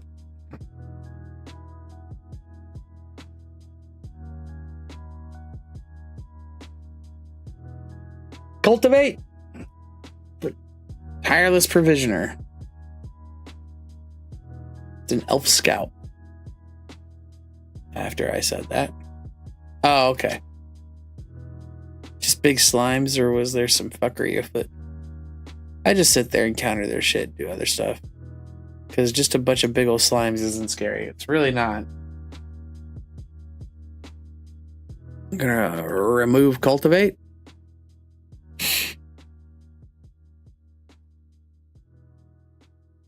Where is he? Tireless Provisioner. There he is. Boop.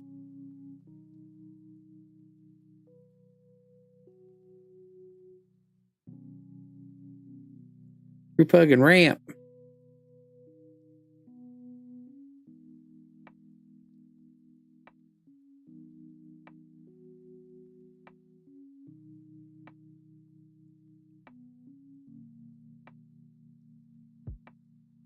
Okay.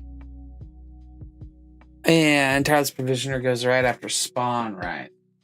Spawn, right?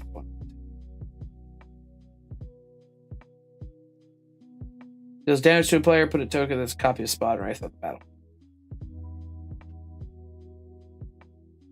Pretty gross.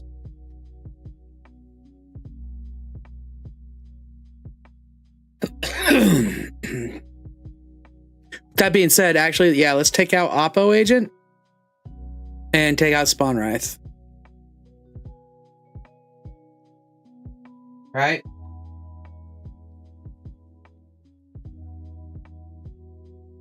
This deck has no need for an opposition agent. You can't mutate onto it. And take out a Spawn Wraith.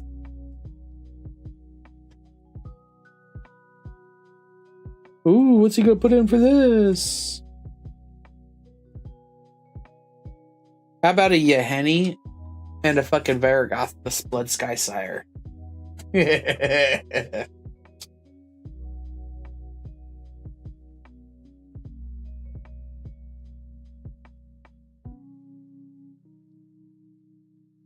actually excited for that Varagoth. That's actually going to be pretty fucking cool. That's a whole lot of tutoring.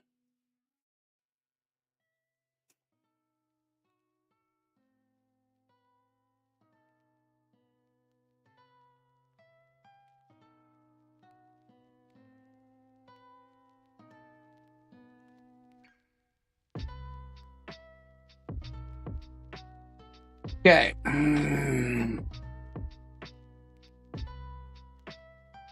Did we already move them? Yep.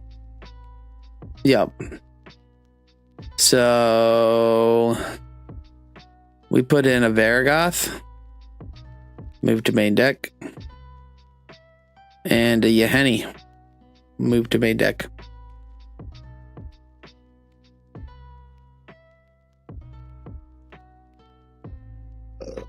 That's fucking awesome.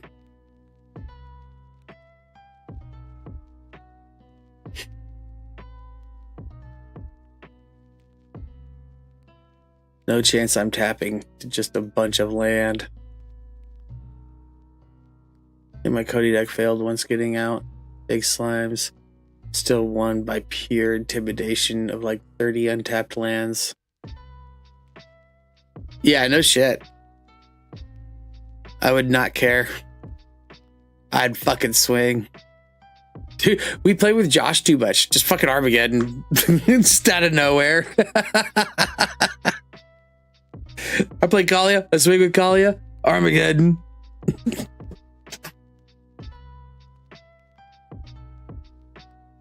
So, Trigon Predators, Varagoth, and Yeheni.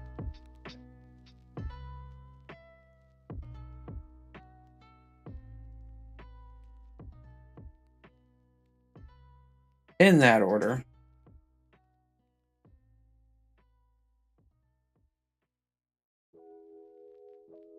Let's take out the Twin Casters. And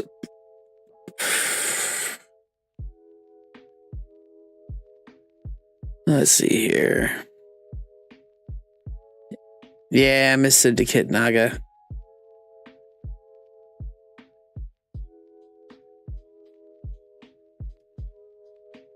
Let's go ahead and put in fucking Ukima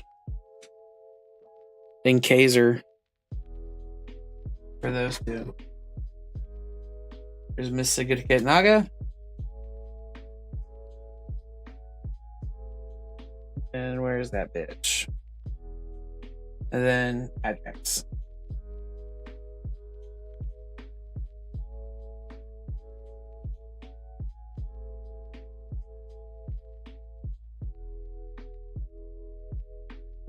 It's cool as it frees those two up for like another deck.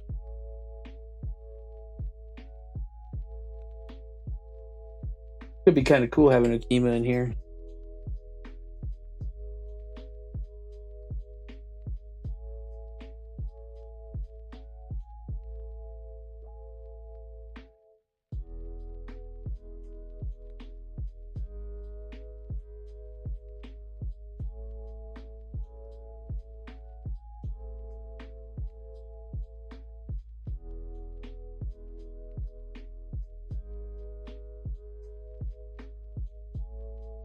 So Kuma is right after Trigon Predator, of course.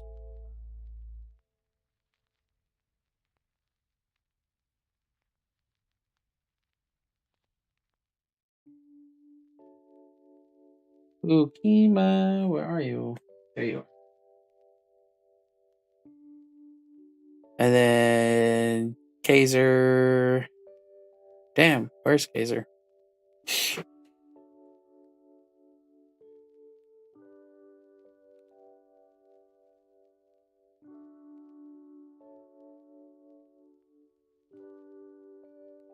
Oh, there he was. I saw him. Right after Cavern Whisper. Cavern Whisper is cool.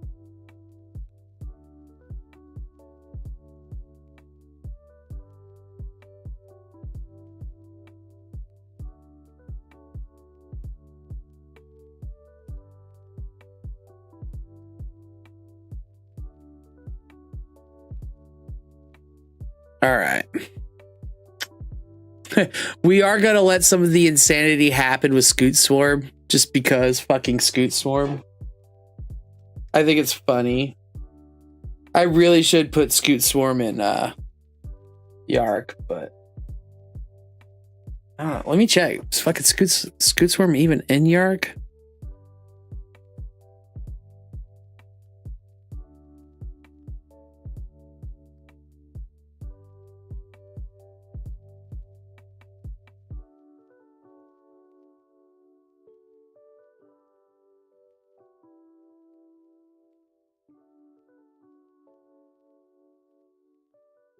I'm not seeing it. Craziness.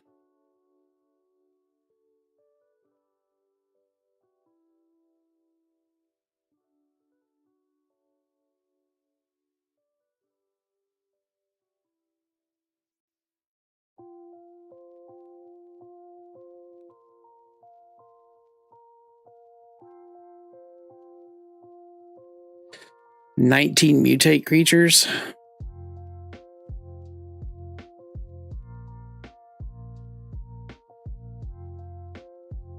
"3 mutable creatures." Where's the untagged creatures? 7. So 10. No way.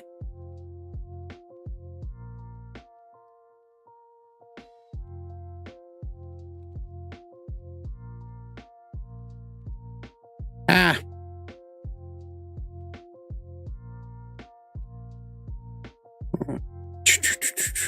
Let's take Collector Oof out. Even though he's funny as hell to have in there.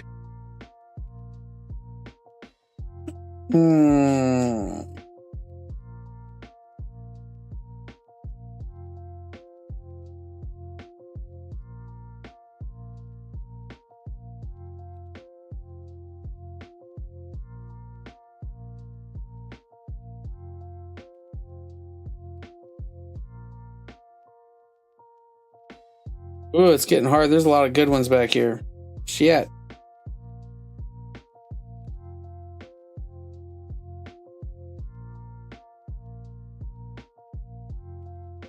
Okay. Collector Oof is a 2-drop, right? Let's go with Essence Symbiote first. Let's kind of keep on track here. Essence Symbiote.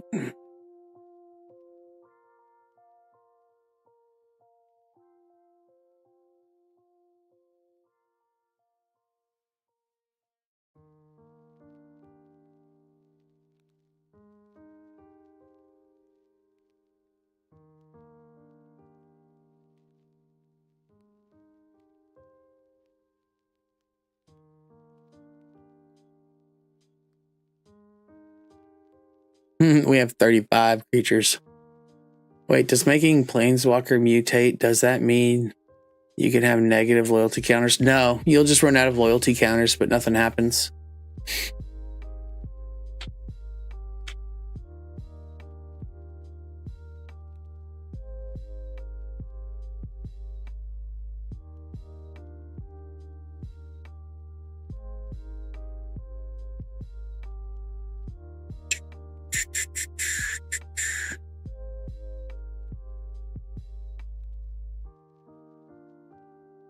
Good old Slippery Boggle.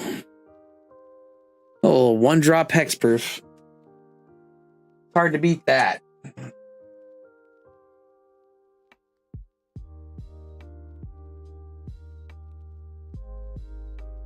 There's my Collector Oof.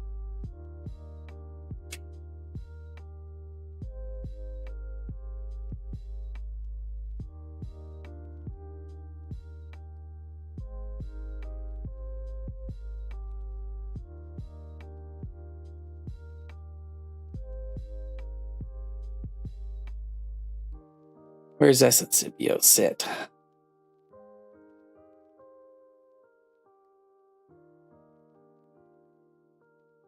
Oh.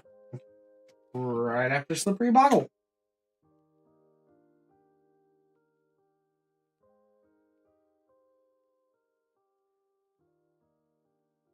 Yeah, I know Slippery Boggle's really good, but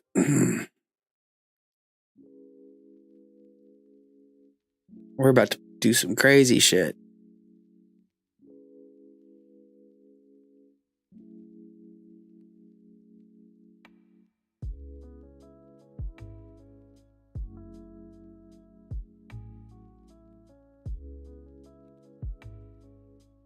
Got all the 1/1 counters. Elusive Tormentor. I mean, Jesus Christ. That is just such a good... That's like the one of the 4 drops. You know what I mean? Kaiser can't be mutated onto. We're not counting him. Sakashima can't be mutated onto, but she can actually become one of the heavily mutateds.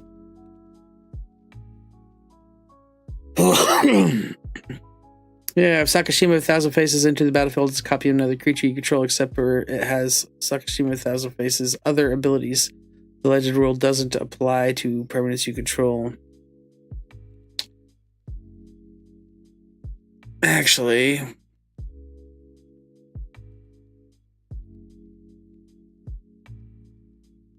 Does Sakashima?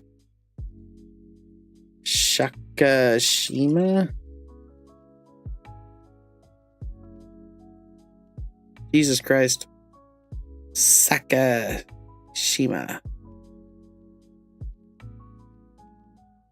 Sakashima lose its creature type. When a card named Sakashima, either Sakashima the Imposter or Sakashima 1,000 Faces enters the battlefield as a copy of another creature, it adopts the creature types of the creature it is copying with a slight variation depending on the specific card. When Sakashima the Imposter enters as a copy of a creature, it loses its original human rogue creature type, and it has only the creature types of the copied permanent. Okay, cool. She belongs in here. Okay. That's awesome.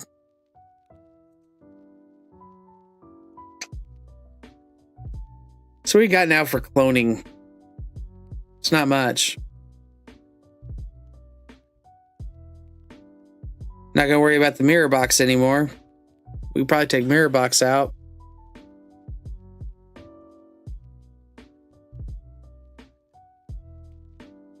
It says non-token creature. It's gross.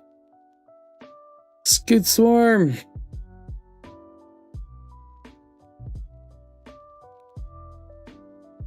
Alrighty, gotta work in the morning, so it's bedtime for me. Same, I gotta be up for... Good night, guys. I'm probably ending this in about 5 minutes, so you're not gonna miss much. Mind Leecher, Trumpeting Gnar, Dirge Bat.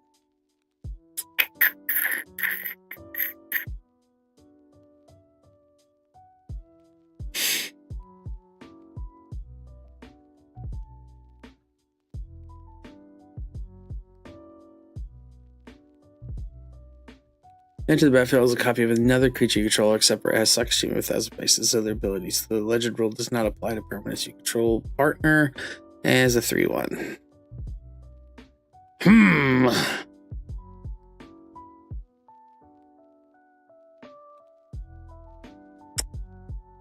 You guys missed it. He speedran Doom E1M1.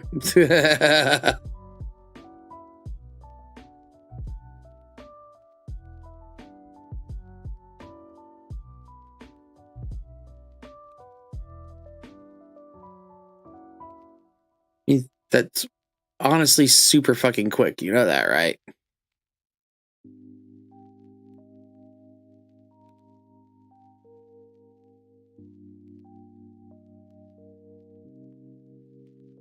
Boy.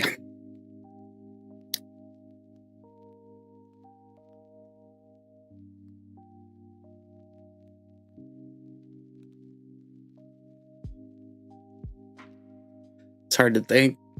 It's less than 20 seconds for WWR right now. World record. Less than 20 seconds. Shit.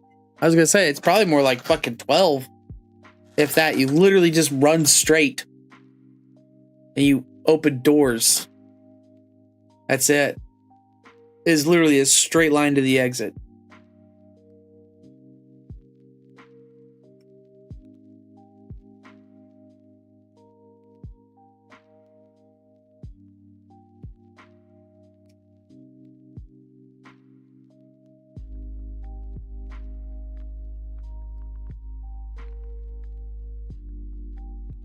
Hmm.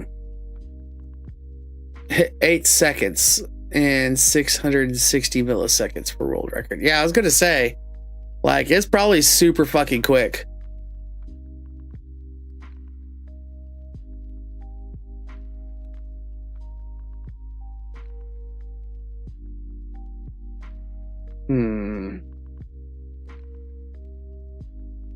Yeah, fuck it. Let's take this shit out.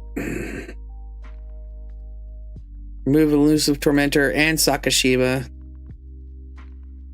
Ooh.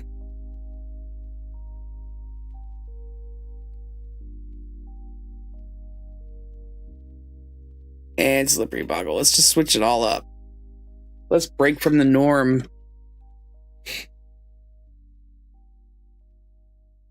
Let's put a Mana Gorger. Oh, I know it.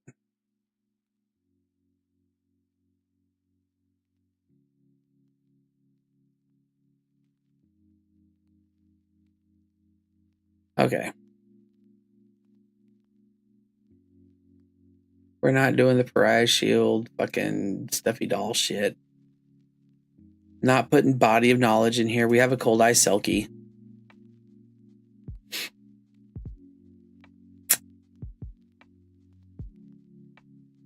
We'll put a Mana Gorger Hydra in there for sure. Move to main deck.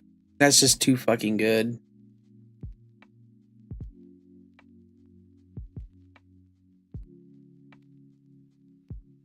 Walking Ballista would be really fucking good, honestly.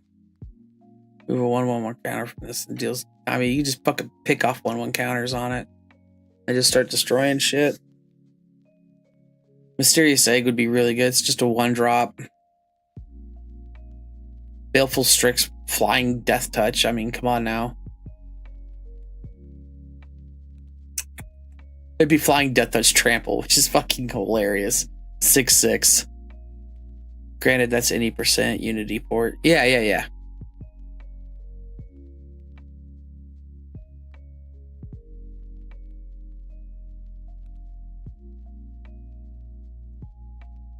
Move that.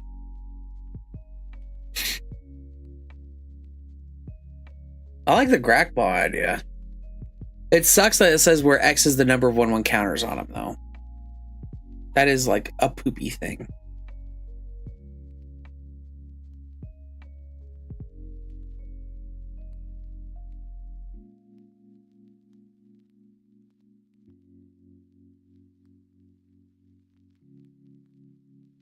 Let's go with Peruse,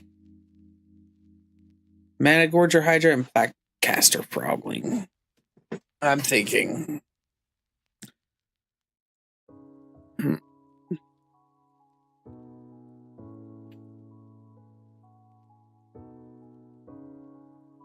Yeah.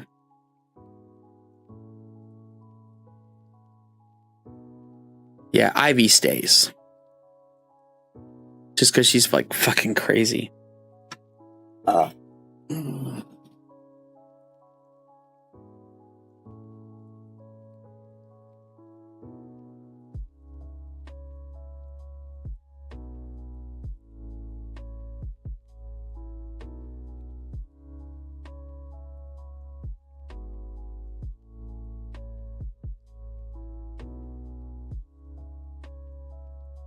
And we remove Slippery Boggle as well. If we're removing Slippery Boggle, we might as well put in the Mysterious Egg. Yeah. Move to main deck.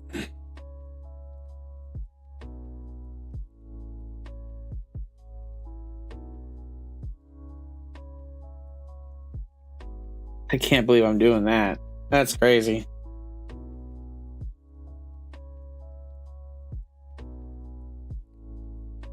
Mysterious Egg.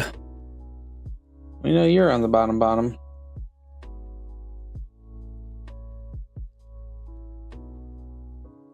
They got Elusive Tormentor. God, what a good card.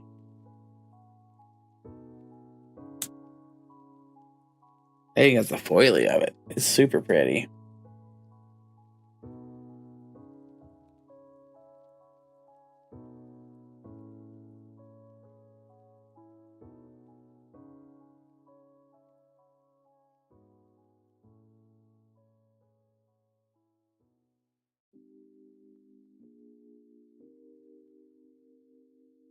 Plaxcaster Frog.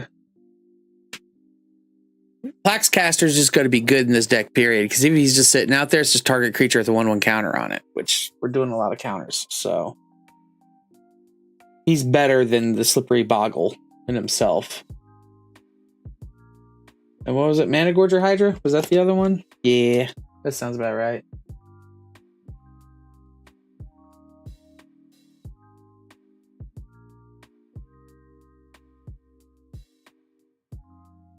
God, Managorger Hydra would be fucking gross.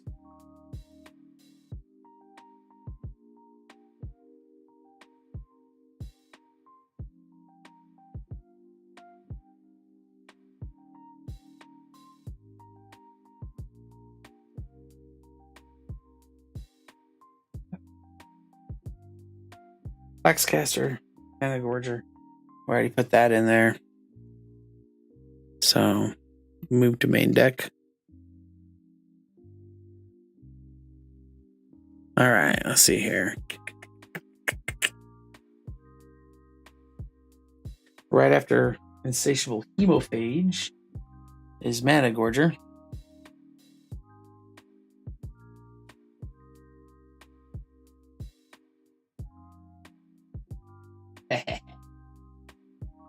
And then Plaxcaster is after Migratory Greyhorn.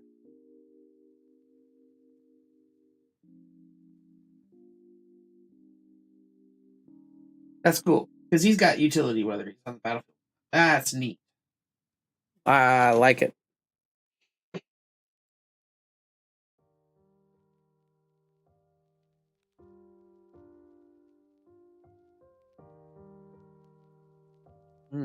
Is there anything I want for Baleful Strix or Fauna Shaman?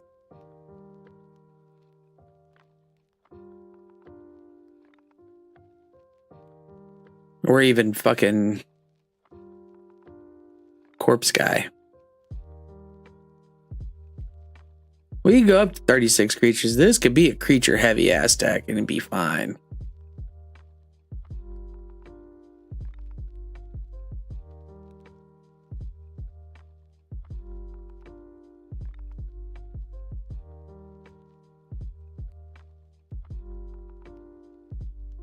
Shoot Swarm.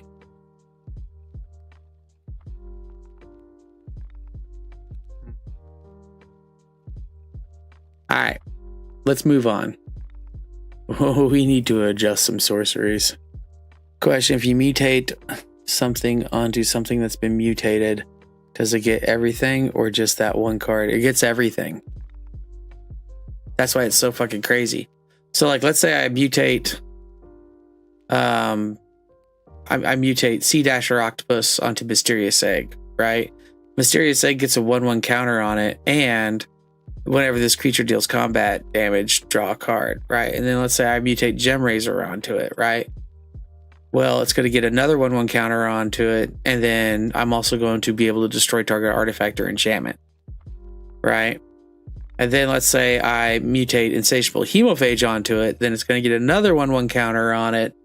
It's going to be able to draw a card whenever. I'm going to destroy a target artifact or whatever, and then I'm going to life drain and gain X life or how many times it's mutated all at once. And it just compiles and it keeps going. Right?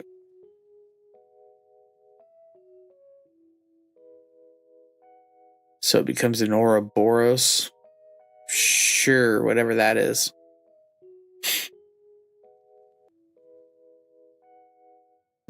That's why it's really important to protect it, right? Shroud's like actually a really fucking good way to protect it. Shroud and Indestructible.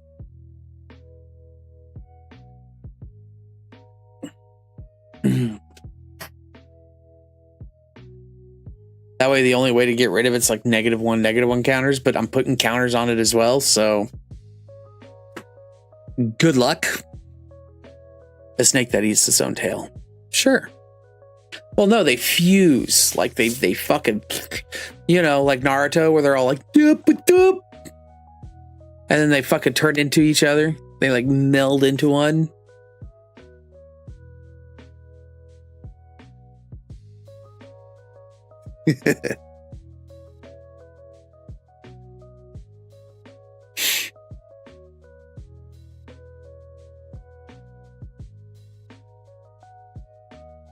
That's Dragon Ball. I was waiting for it.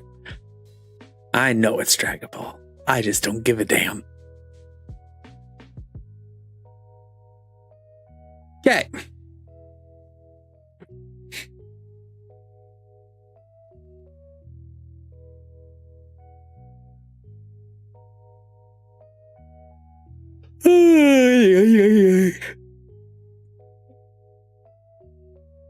Yeah, we're gonna remove double major for sure.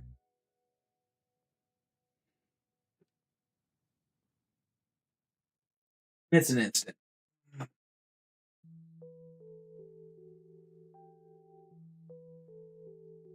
As pretty as it is, and as much as I really want to use it,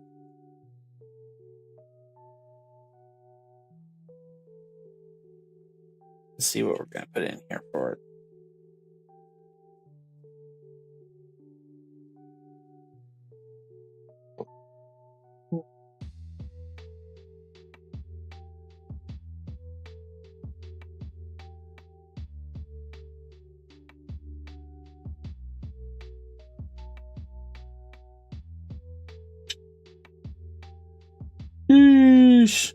Well, I guess the first thing we should put in there is the Ozolith. Because creatures are already pretty fucking counter heavy.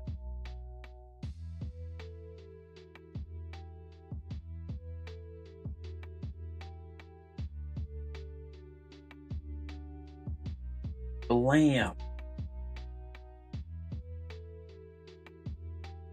As I said, I fucking hate sorceries, so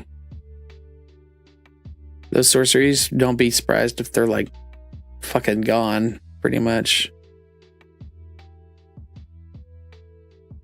So, alright, Soul Ring, then the Ozolith. Needed. Mirror Box could probably go too. Boop. We're gonna remove Mirror Box.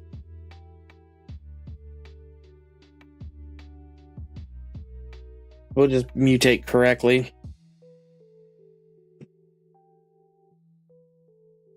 Mirror Box can be...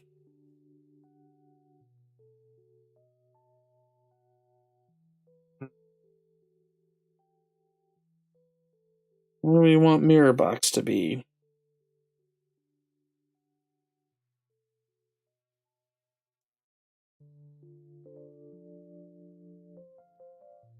Snake Umbra?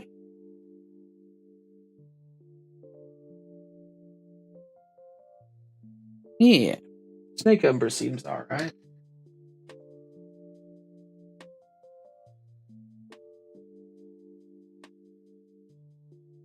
Umbras are cool.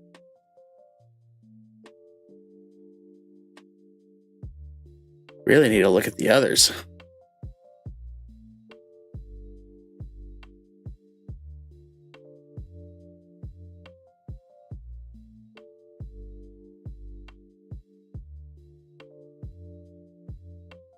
Oh my god, where is it? There it is.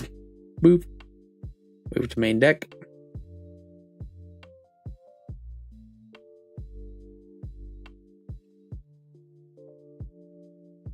Alright, let's see here. Skimming Symmetry, Farseek, Nature's Lore, Rampant Growth. Let's see here. Nature's Lore is only a forest. Rampant Growth's any.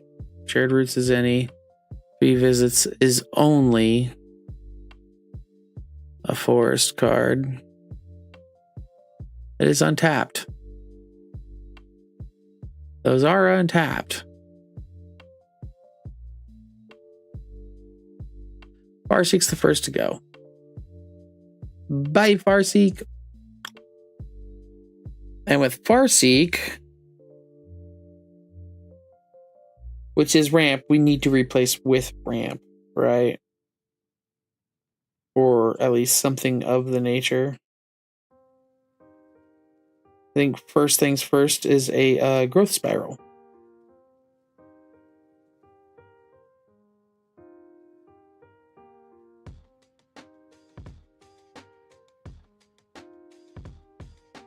Bam.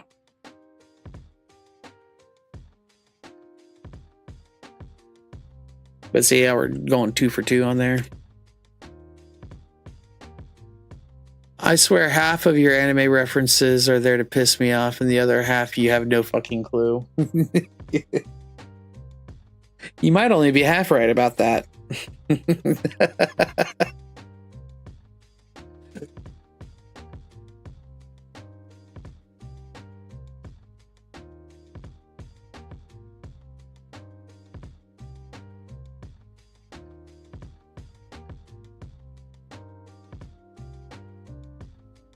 Right after echoing truth. It's all right. Woo!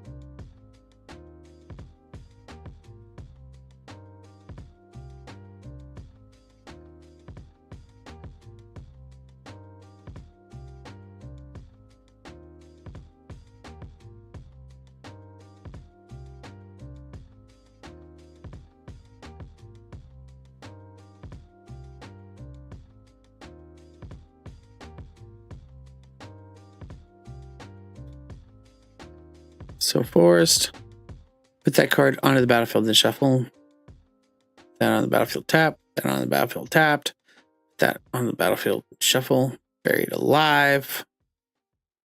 That's actually super good. Search black and blue. Okay, return up to 2 target permanent cards from your graveyard to your hand. If black and blue is spent to cast this, search your library for a card. Pick that card. Yeah, Mythobrokos can go.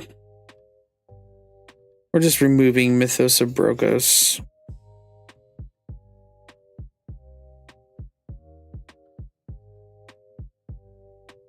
We're going to go ahead and put a Hardened Scales in there.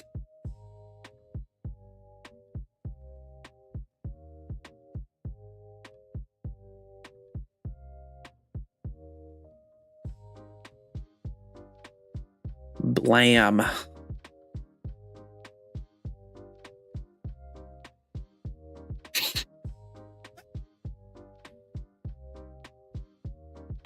Dr. Wario, pow, pow, pow, pow, push it deeper. Yeah, you know. Wow. We got a faggot. What's up? There's a that's fucking hilarious. Remove that. Oh my god. Holy shit. Oh wow, you guys are fucking. I order Exterminatus on YouTube chat. I'm gonna quote that motherfucker first. There we go. All right. Let's refrain from the N-word though. All right.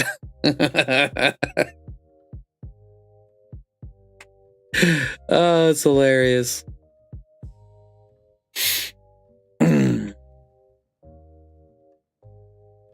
All right, thank you. I appreciate it. That shit is kind of funny though. I don't want to ban him either. He's just being funny. That's all right. I hereby sign the death warrant of the entire planet. That's fucking great. Here, let's turn the chats off on my main screen.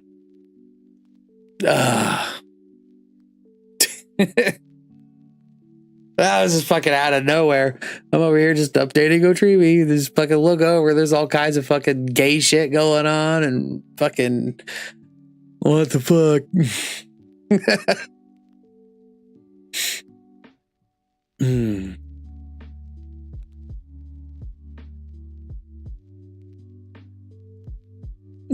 we want to remove Assassin's Trophy or not? That's a question. We'll definitely get rid of Scheming Symmetry. There, we'll put in fucking Simic Ascendancy for that. Don't get me wrong, I love me some Scheming Symmetry, but this isn't quite the deck to do that in. It hurts.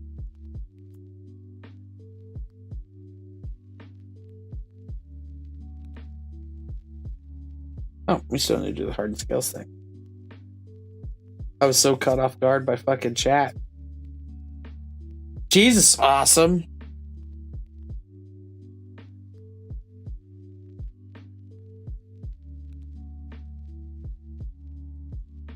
There we go. Simic Ascendancy.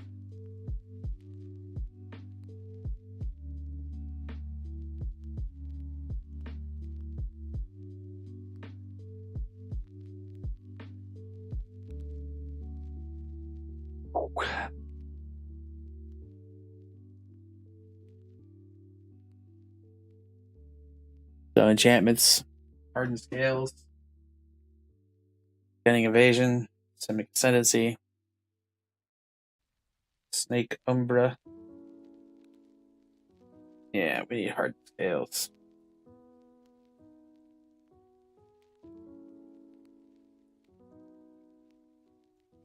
Oh, what the fuck did I remove? I forget now. Y'all fucked me up in a great way. I appreciate it. Thank you guys. YouTube, Twitch, all of you. Never protects. I'm a Twitch mod. YouTube hates me. Fair enough. You're not required to do shit, so.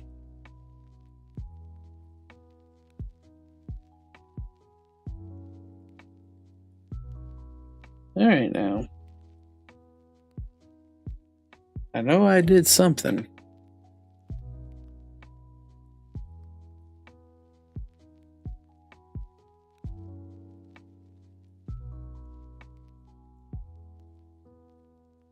Let's check the history.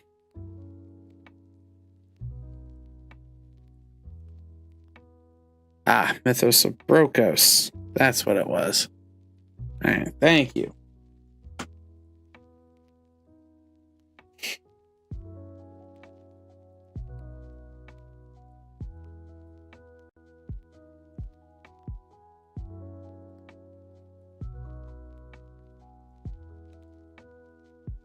There we go. Boom. Yeah.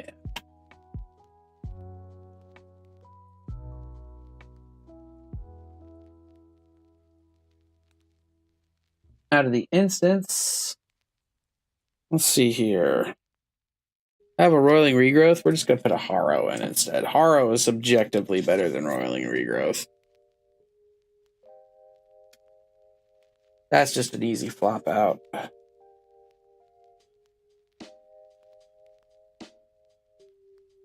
Oh shit, my shit's all fucked up. Sorry guys. So Roiling Regrowth, we're removing. Now we're putting Harrow in.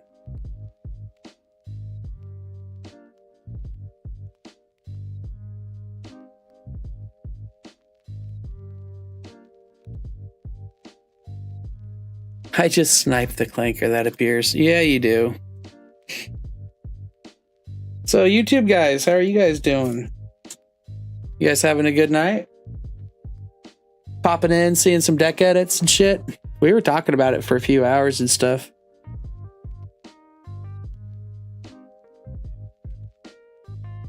Let's see here. Harrow will go right after Shadow of Doubt. I'm gonna remove Shadow of Doubt.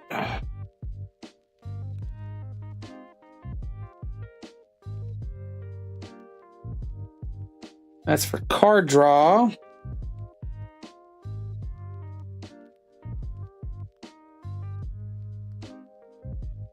Let's see here.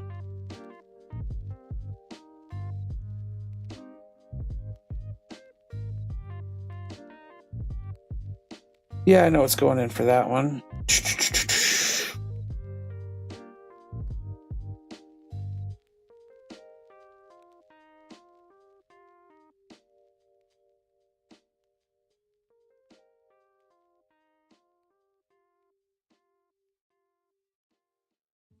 What do you think, Awesome? Mask of Memory? or the Rogue's Gloves. We're taking out Shadow of Doubt, which is what you're seeing right there. Players can't search libraries this turn, draw a card. Right? It's actually pretty fucking good. It's very situational. Not something I really give a fuck about in this deck, though. Right? We're going to go ahead and either put Rogue's Gloves in there. Right? 2-drop. Whenever equipped creature deals combat damage to a player, you may draw a card and then equip 2. Or, what was it? Mask of Memory. 2-drop. Equip 1. Whenever equipped creature does combat damage to a player, you may draw 2 cards. If you do, discard a card. I'm thinking Mask of Memory. Because you get 2 cards, you discard 1. You discard a card. So you're either getting rid of a bum card in your hand you really don't care about, or you just drop a fucking Mutate in the graveyard and get it back anyways. I actually think Mask of Memory is a better choice. Rogue's Gloves.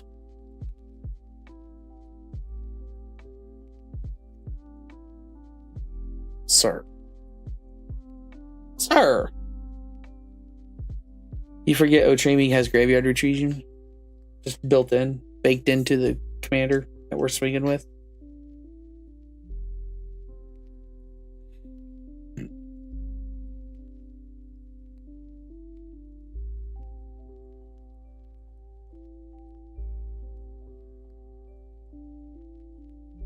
What in the hell?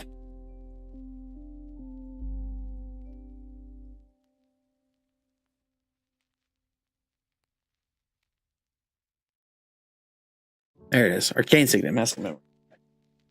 Boop.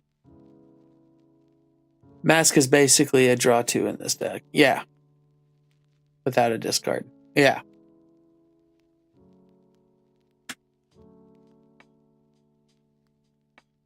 Basically. And we're keeping it buried alive because it's essentially a fucking, hey, go tutor 3 cards. Like straight up. It is just go tutor 3 cards.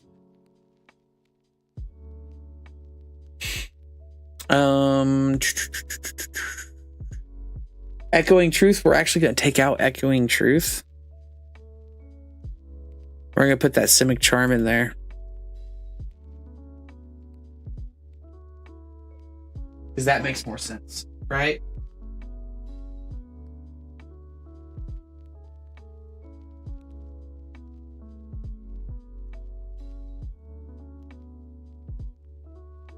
Shit. There. Fuck, where is it? Oh, did I already move it up?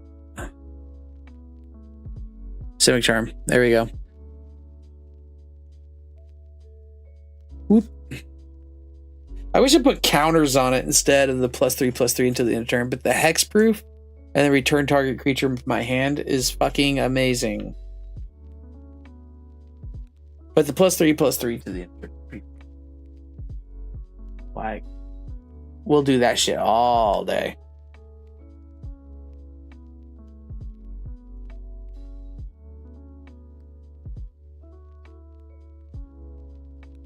Hey now. Shadow of a Doubt's still in the deck. It should not be. There we go. Yeah, I got something for Keep Safe too. Take out Keep Safe. Simic Charm goes in after Keep Safe or Heroic Intervention. Heroic Intervention can stay in. We need our protection. Keep Safe's really good. Counter target spell that targets permanent you control or draw a card.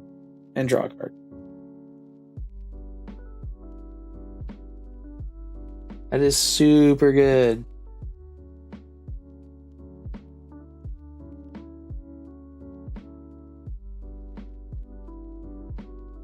Shit, we might keep that in there. Actually.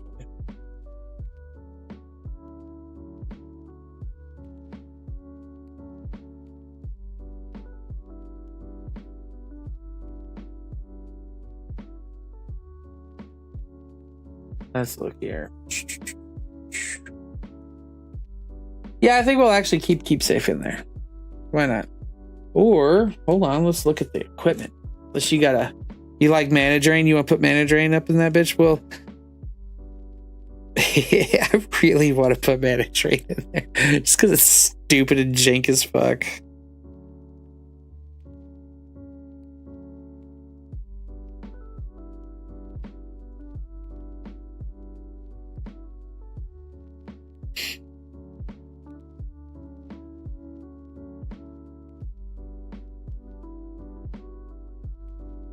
All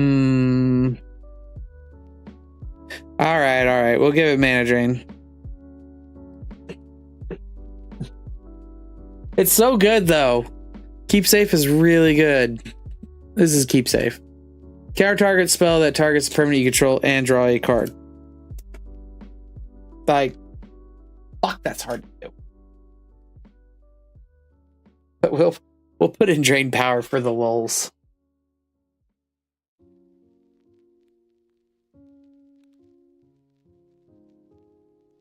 Drain power is so fucking hilarious. Drain power. Opponent must draw all mana from his or her available lands. This mana and all mana in opponent's mana pool drains into your mana pool. You can't take less than all your opponent's mana. But mana burn's no longer a thing, so it doesn't matter. So this would be the number one sorcery. Can't believe we added a sorcery. That's great.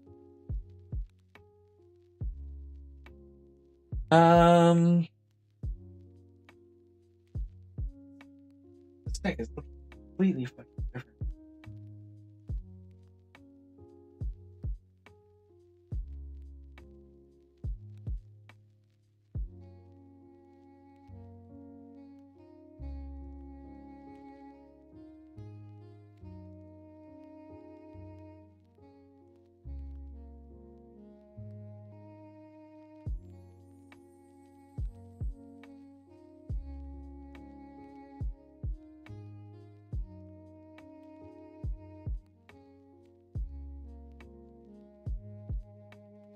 Let's see here. Honestly, I think Paradoxical Outcome and Return of the Wild Speaker can be taken out too. Like, those are super good cards, but let's see here. Paradoxical Outcome is basically a draw card for each fucking thing I put back into my hand. Which, yeah, honestly, if I get like a lot of these fucking extra creatures out there that I really don't want, I could put them back into my hand, draw that many fucking cards as well, and then could be more mutates and shit. It might be a good way to cycle some shit, honestly. Or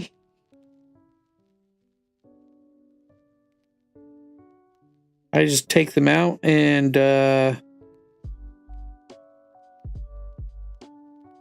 kind of run with some shit.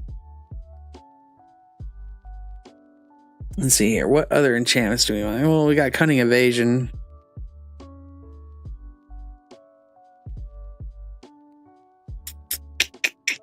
So we can send even Viridian Revel.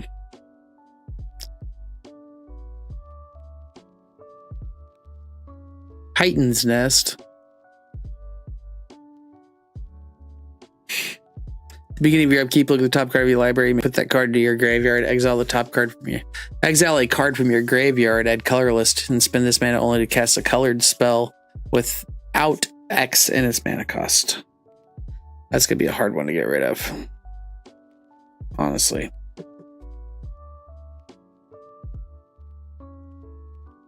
That's fucking 4.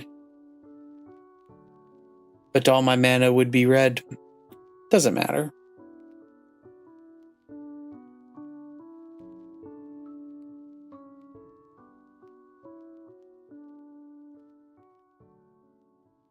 That does not matter. I don't care what color the mana is.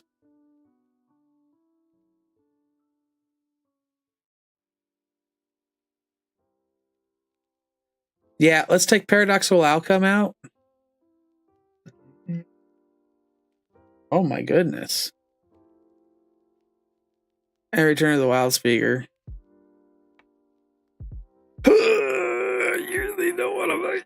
Yeah, it's so hard. I can't want to jump and do it. I can't. Titan Nest is so fucking good.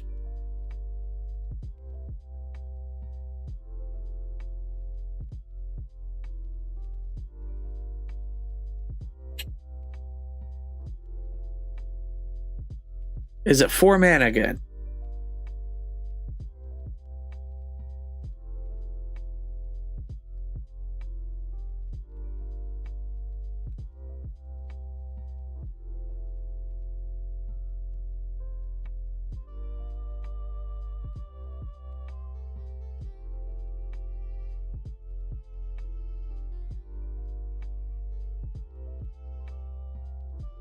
Because, like, I don't know. Mirror Shield's okay.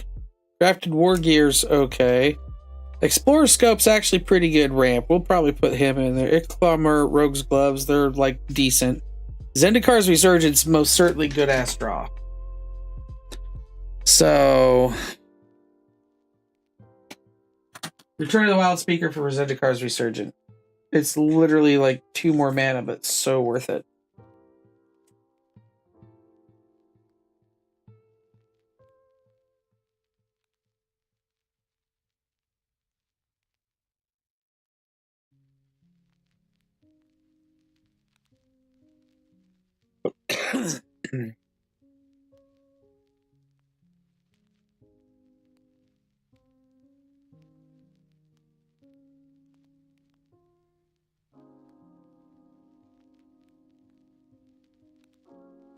Whatever. Whenever a non-token creature enters the battlefield under your control. Okay. Put a 1 counter on it and draw a card. That's not going to work. Okay. That's unfortunate. I was hoping it was cast whenever you cast a creature.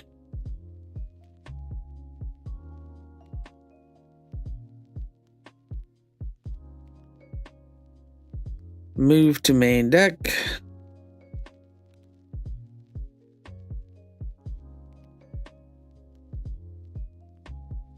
Okay. We got Zendikar Resurgent in there.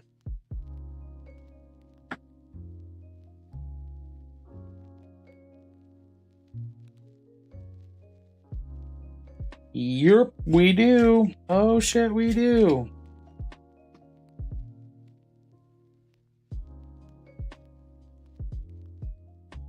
Now we have 1 more card to put in. Explorer Scope, I guess. We'll just fucking go way down and just start drawing.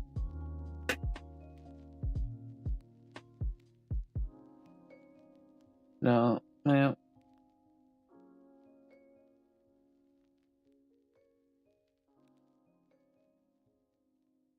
Explorer Scope with Titan's Nest would actually be a pretty good fucking combo. Now I'm thinking about it. It's actually pretty fucking sweet.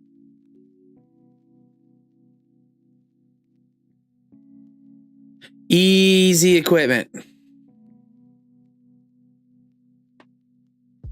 I'm gonna laugh if this actually turns out to be fucking beast as fuck.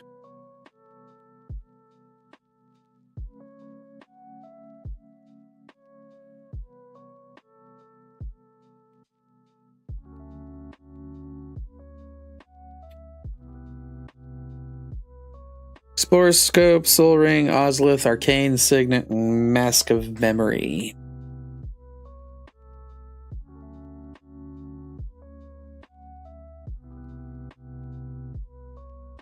I also can't really see chat. How can you not see chat, dude? It's right there. Oh, I see. Got you. That's the top left. Use your mouse over here.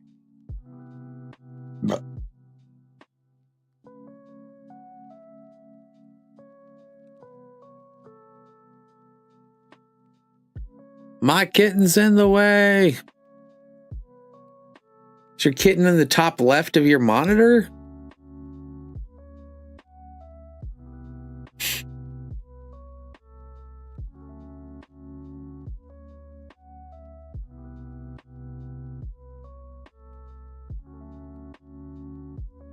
The actual mouse, not the digital pointer.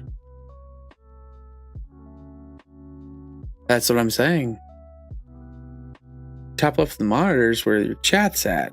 Your mouse is to the bottom right, usually, of your keyboard, not even on your fucking monitor or anywhere near it.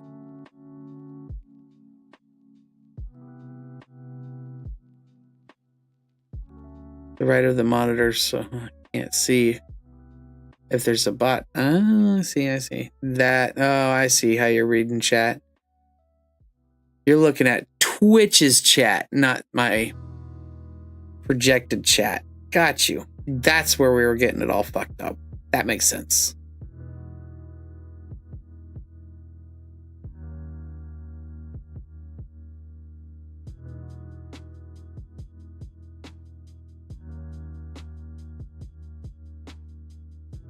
I don't have room where my keyboard is at, so it's above my keyboard.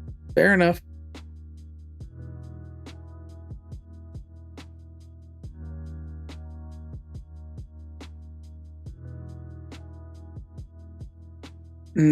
See here. Destroy target artifact or enchantment. Draw 2 cards, then discard a card. It's just too handy to get going. To let go. Aro, Simic Charm, Heroic Intervention, Growth Spiral, Assassin's Trophy, Buried Alive, 3 visits. Shared Roots. We already got Spore Scope. Oh, yeah. What was it? Basilisk Collar? I was wanting to put Basilisk Collar in there. Lifelink Trample or Lifelink Death Touch. It's a bit ridiculous. Blade of Selves. I think Blade of Selves should definitely go in there.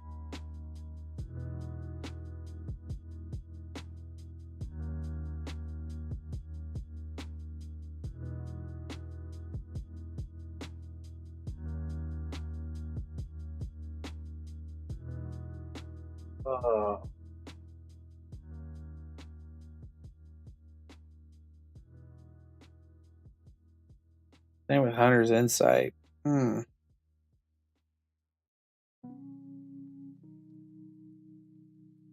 Insight is pretty good. Choose target creature you control.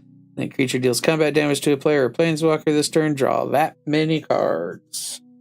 It's a nice little quick fill up.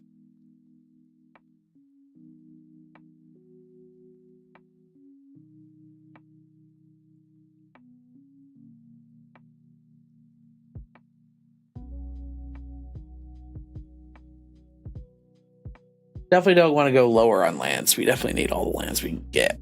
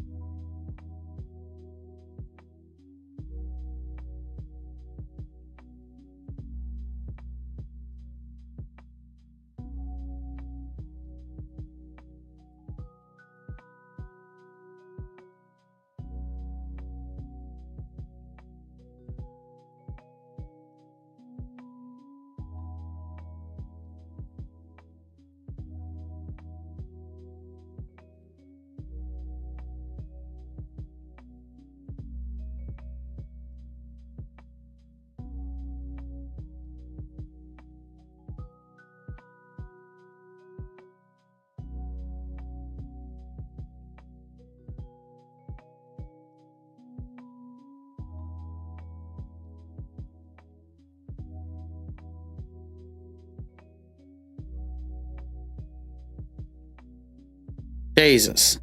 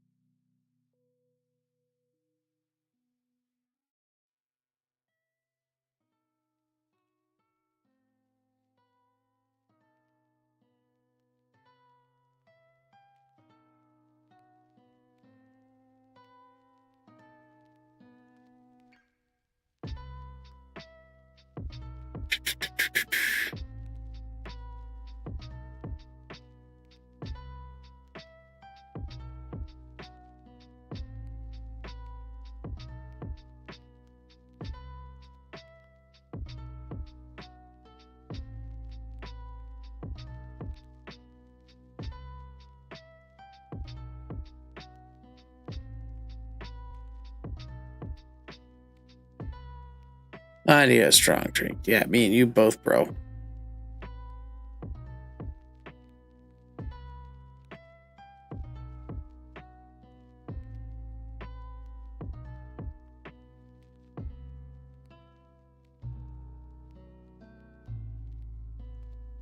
So are there tagged creatures that still aren't? Huh.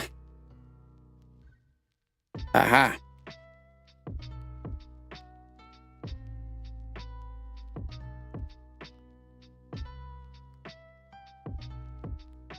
Draw.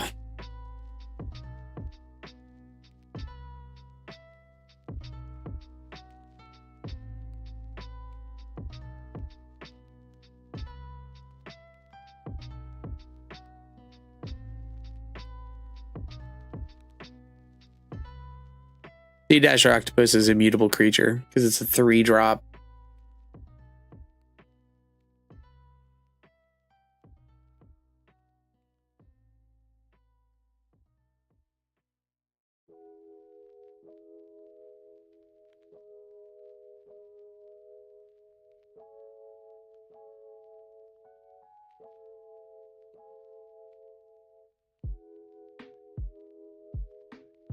Let's see here. 6 hemophage, Kevin Whisper, my laser auspicious hysterics. Okay.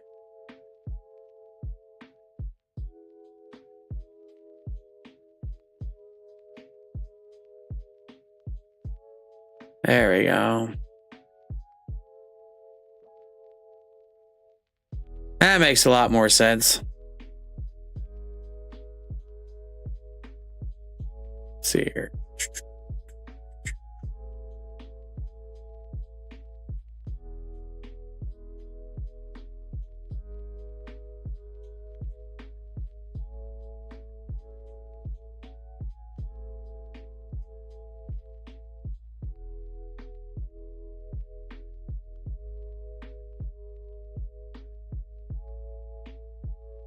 There's Trumpeting Nara. Okay, cool.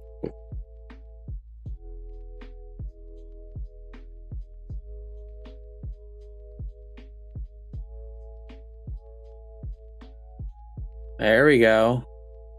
I was gonna say, it's probably more. Ooh. There we go. Found 2 more. Ah, there we are.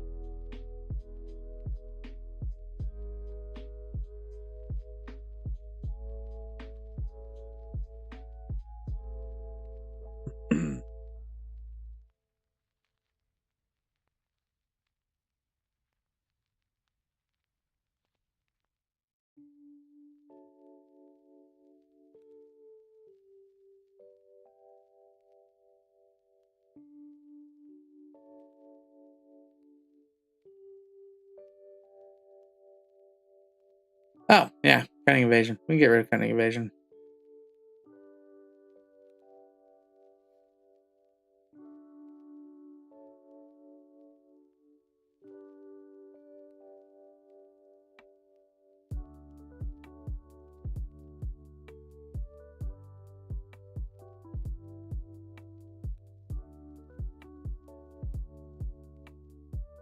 It's not that prevalent here.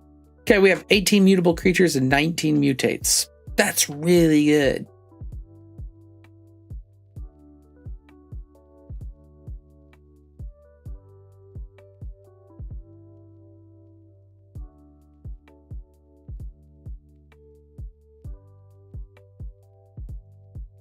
Yeah, fucking drain power. That's fucking crazy. That's just so jank. There's very little black in this deck. 25% of all symbols. 16 out of 63 non-land cards are black. 24 out of 63 non-land cards are blue. And 38 out of 63 non-land cards are green. Yeah. Makes sense. Opulent Palace. What? Oh. For some reason, I was thinking Opal Palace. I was like, that's fucking dumb. Why is that in there? Oh.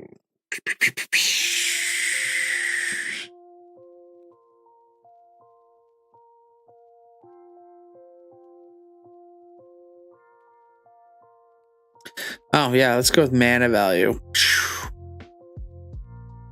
The exclamation marks don't count.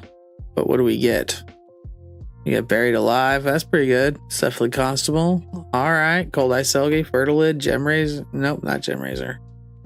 We got Harrow, Mana Gorger Hydra, Plaxcaster Frog, Scoot Swarm, Snake Umbra. Holy shit. Tireless Provisioner.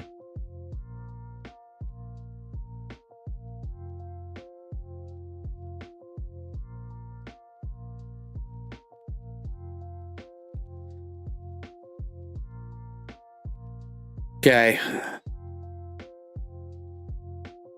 A lot of good 3-drops.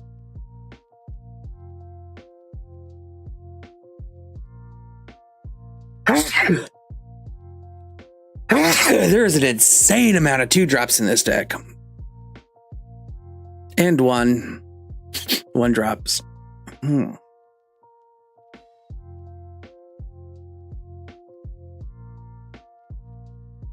The mana curve in this is actually really good.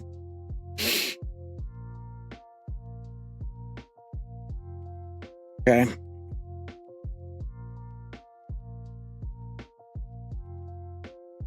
Well, until I start doing the fucking calling out what the fucking equipment is, right?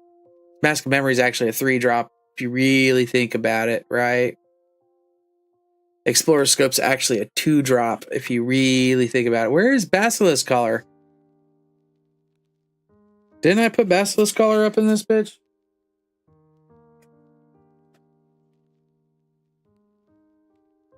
Or was I thinking on it? I was probably just thinking on it. So, equipment. There's the Gorgon's head. Equipment. Okay. All the maybes. Okay. Wow. All the olds. Some fucking good shit there, though. While we're at it, let's put the Warhammer Soul Ring up in that bitch. Yo! I'm fancying it up. It would lose if I fail certain gambling effects.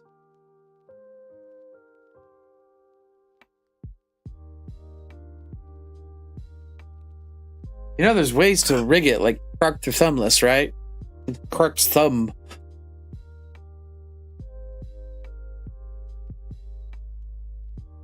That's more befitting. Oh. Drowned Catacomb. What do we got here? Exotic Orchard, Mirror Pool, Morphic Pool, Myriad Landscape, Oblivion Palace, Reflecting Pool, Rogue's Passage. We should probably put a Karn's Bastion in. I don't know if Rogue's Passage is really needed, but we'll see. Sunken Hollow. Undergrowth Stadium. Hey!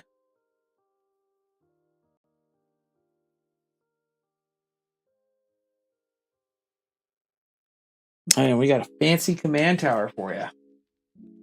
Yes, we do. I'm bling out the command tower.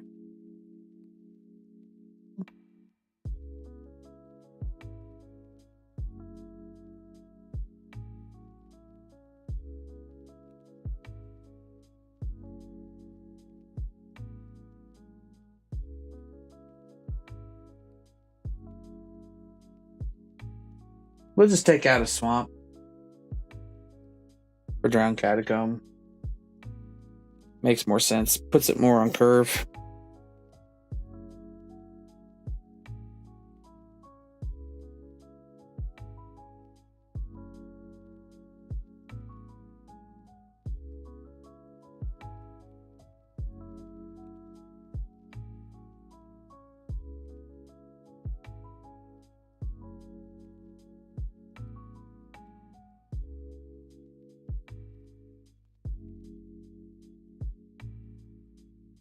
Drowned Catacomb. Yeah, we should probably take out another swamp too. For that Phyrexian. Ooh, I can't spell Phyrexian. Phyrexian Tower. Really? Tower. Jesus Christ. It's not that hard. It's just good ramp. You got good ramp like that, use it. Where'd it go? There it is.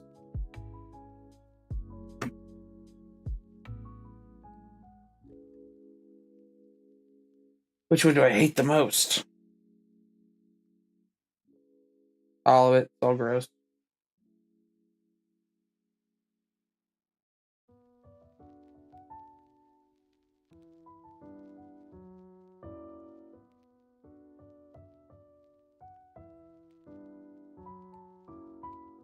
All my decks are double sleeved. That's why it takes me so long to flap out the sleeves, by the way.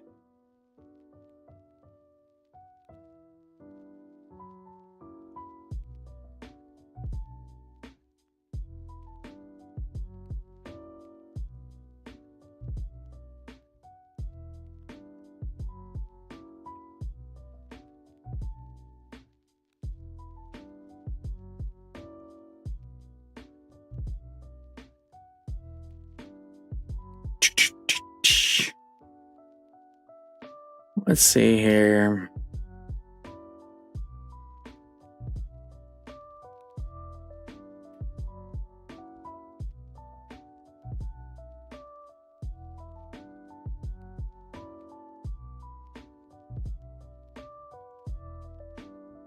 Holy shit, what?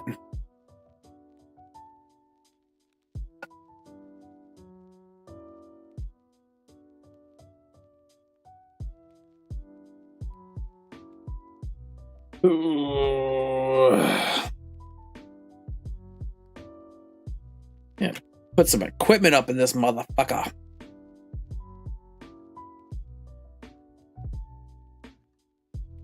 Yeah, the time's fucking pretty jank.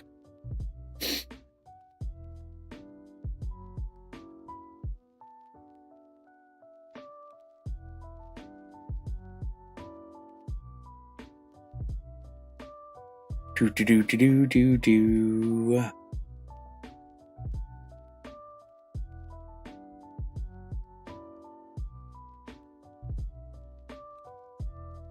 That's crazy. Wilderness Wreck really isn't going to help me a lot.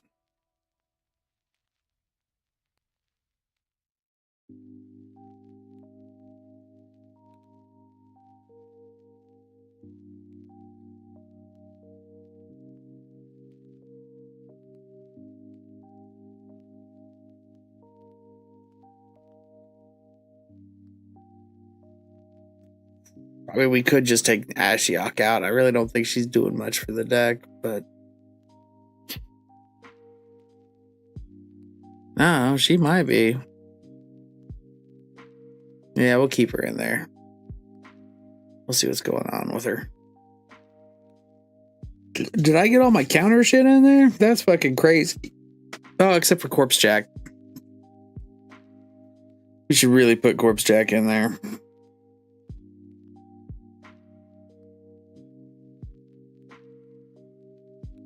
And Pruse. I want to put Pruse in there too.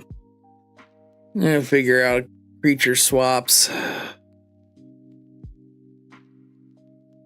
Yeah, fuck it. Remove Trigon Predator. Corpse Jack. Oh,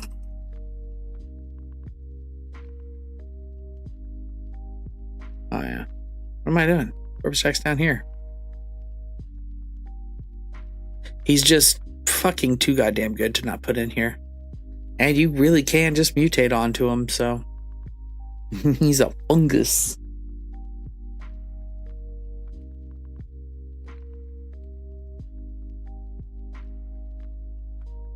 I don't see Trigon Predator being that big of a fucking thing to where he's needed. Not for what the deck's trying to do. I have enough removal.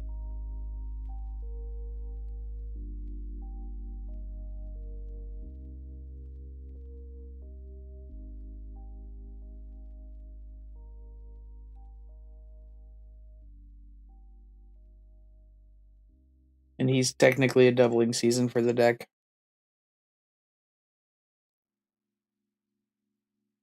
Where's he go? Right after Kaiser? Woo! Cards are getting airy. Makes him slippy. There we go. Alright.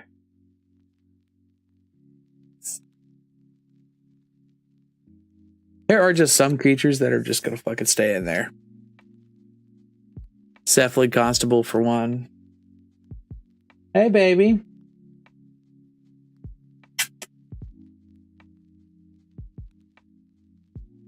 That's just too good. Would Corpse Shock and Doubly Season cause an endless? No. One would trigger and the other one would trigger off of that, and then the triggers would be done.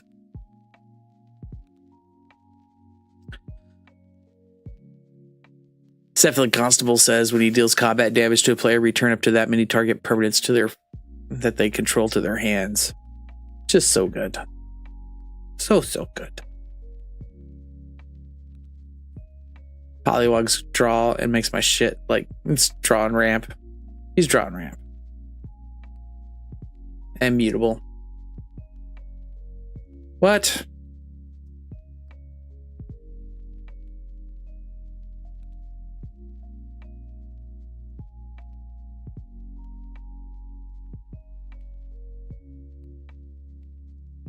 Draw. And then mutable creature.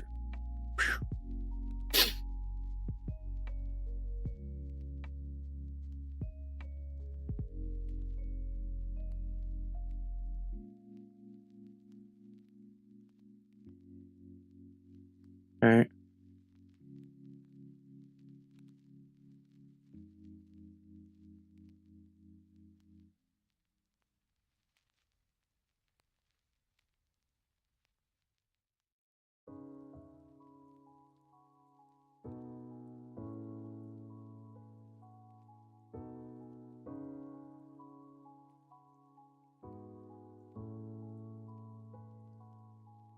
I have to re-go through and organize this again so I can see what's what and where's what.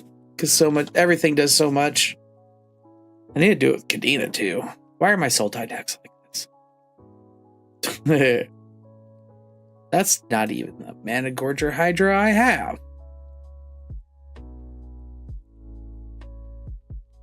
Yeah, it might be actually. That's just so fucking good. All right.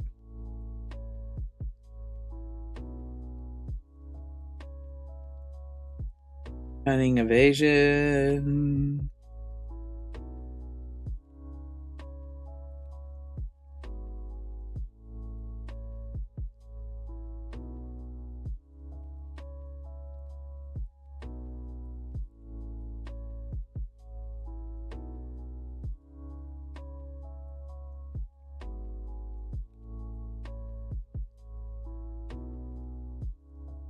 Okay.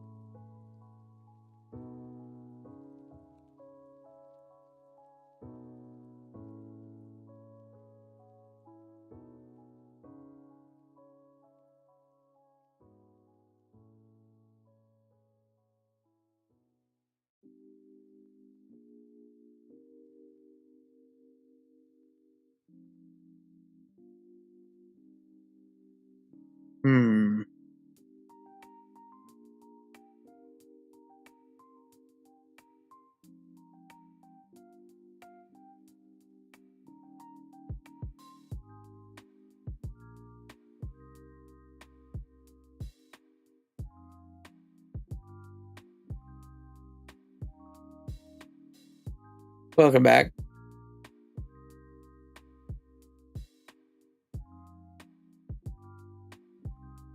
Still looking for what I should.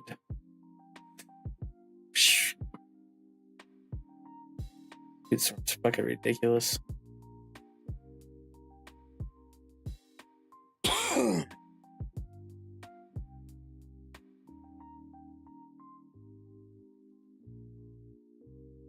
My kitten, it dug out an empty pack of cigs from the trash. I didn't know you smoked.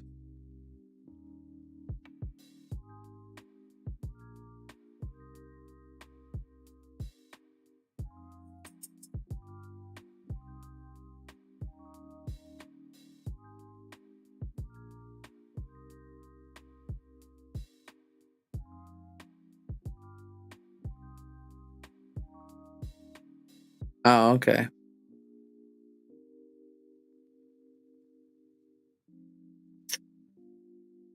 We probably could go down a few. Just a couple lands. Oh yeah, I have Malakir Mire. There goes another swamp. I can put Malakir Mire in here and actually save my creature.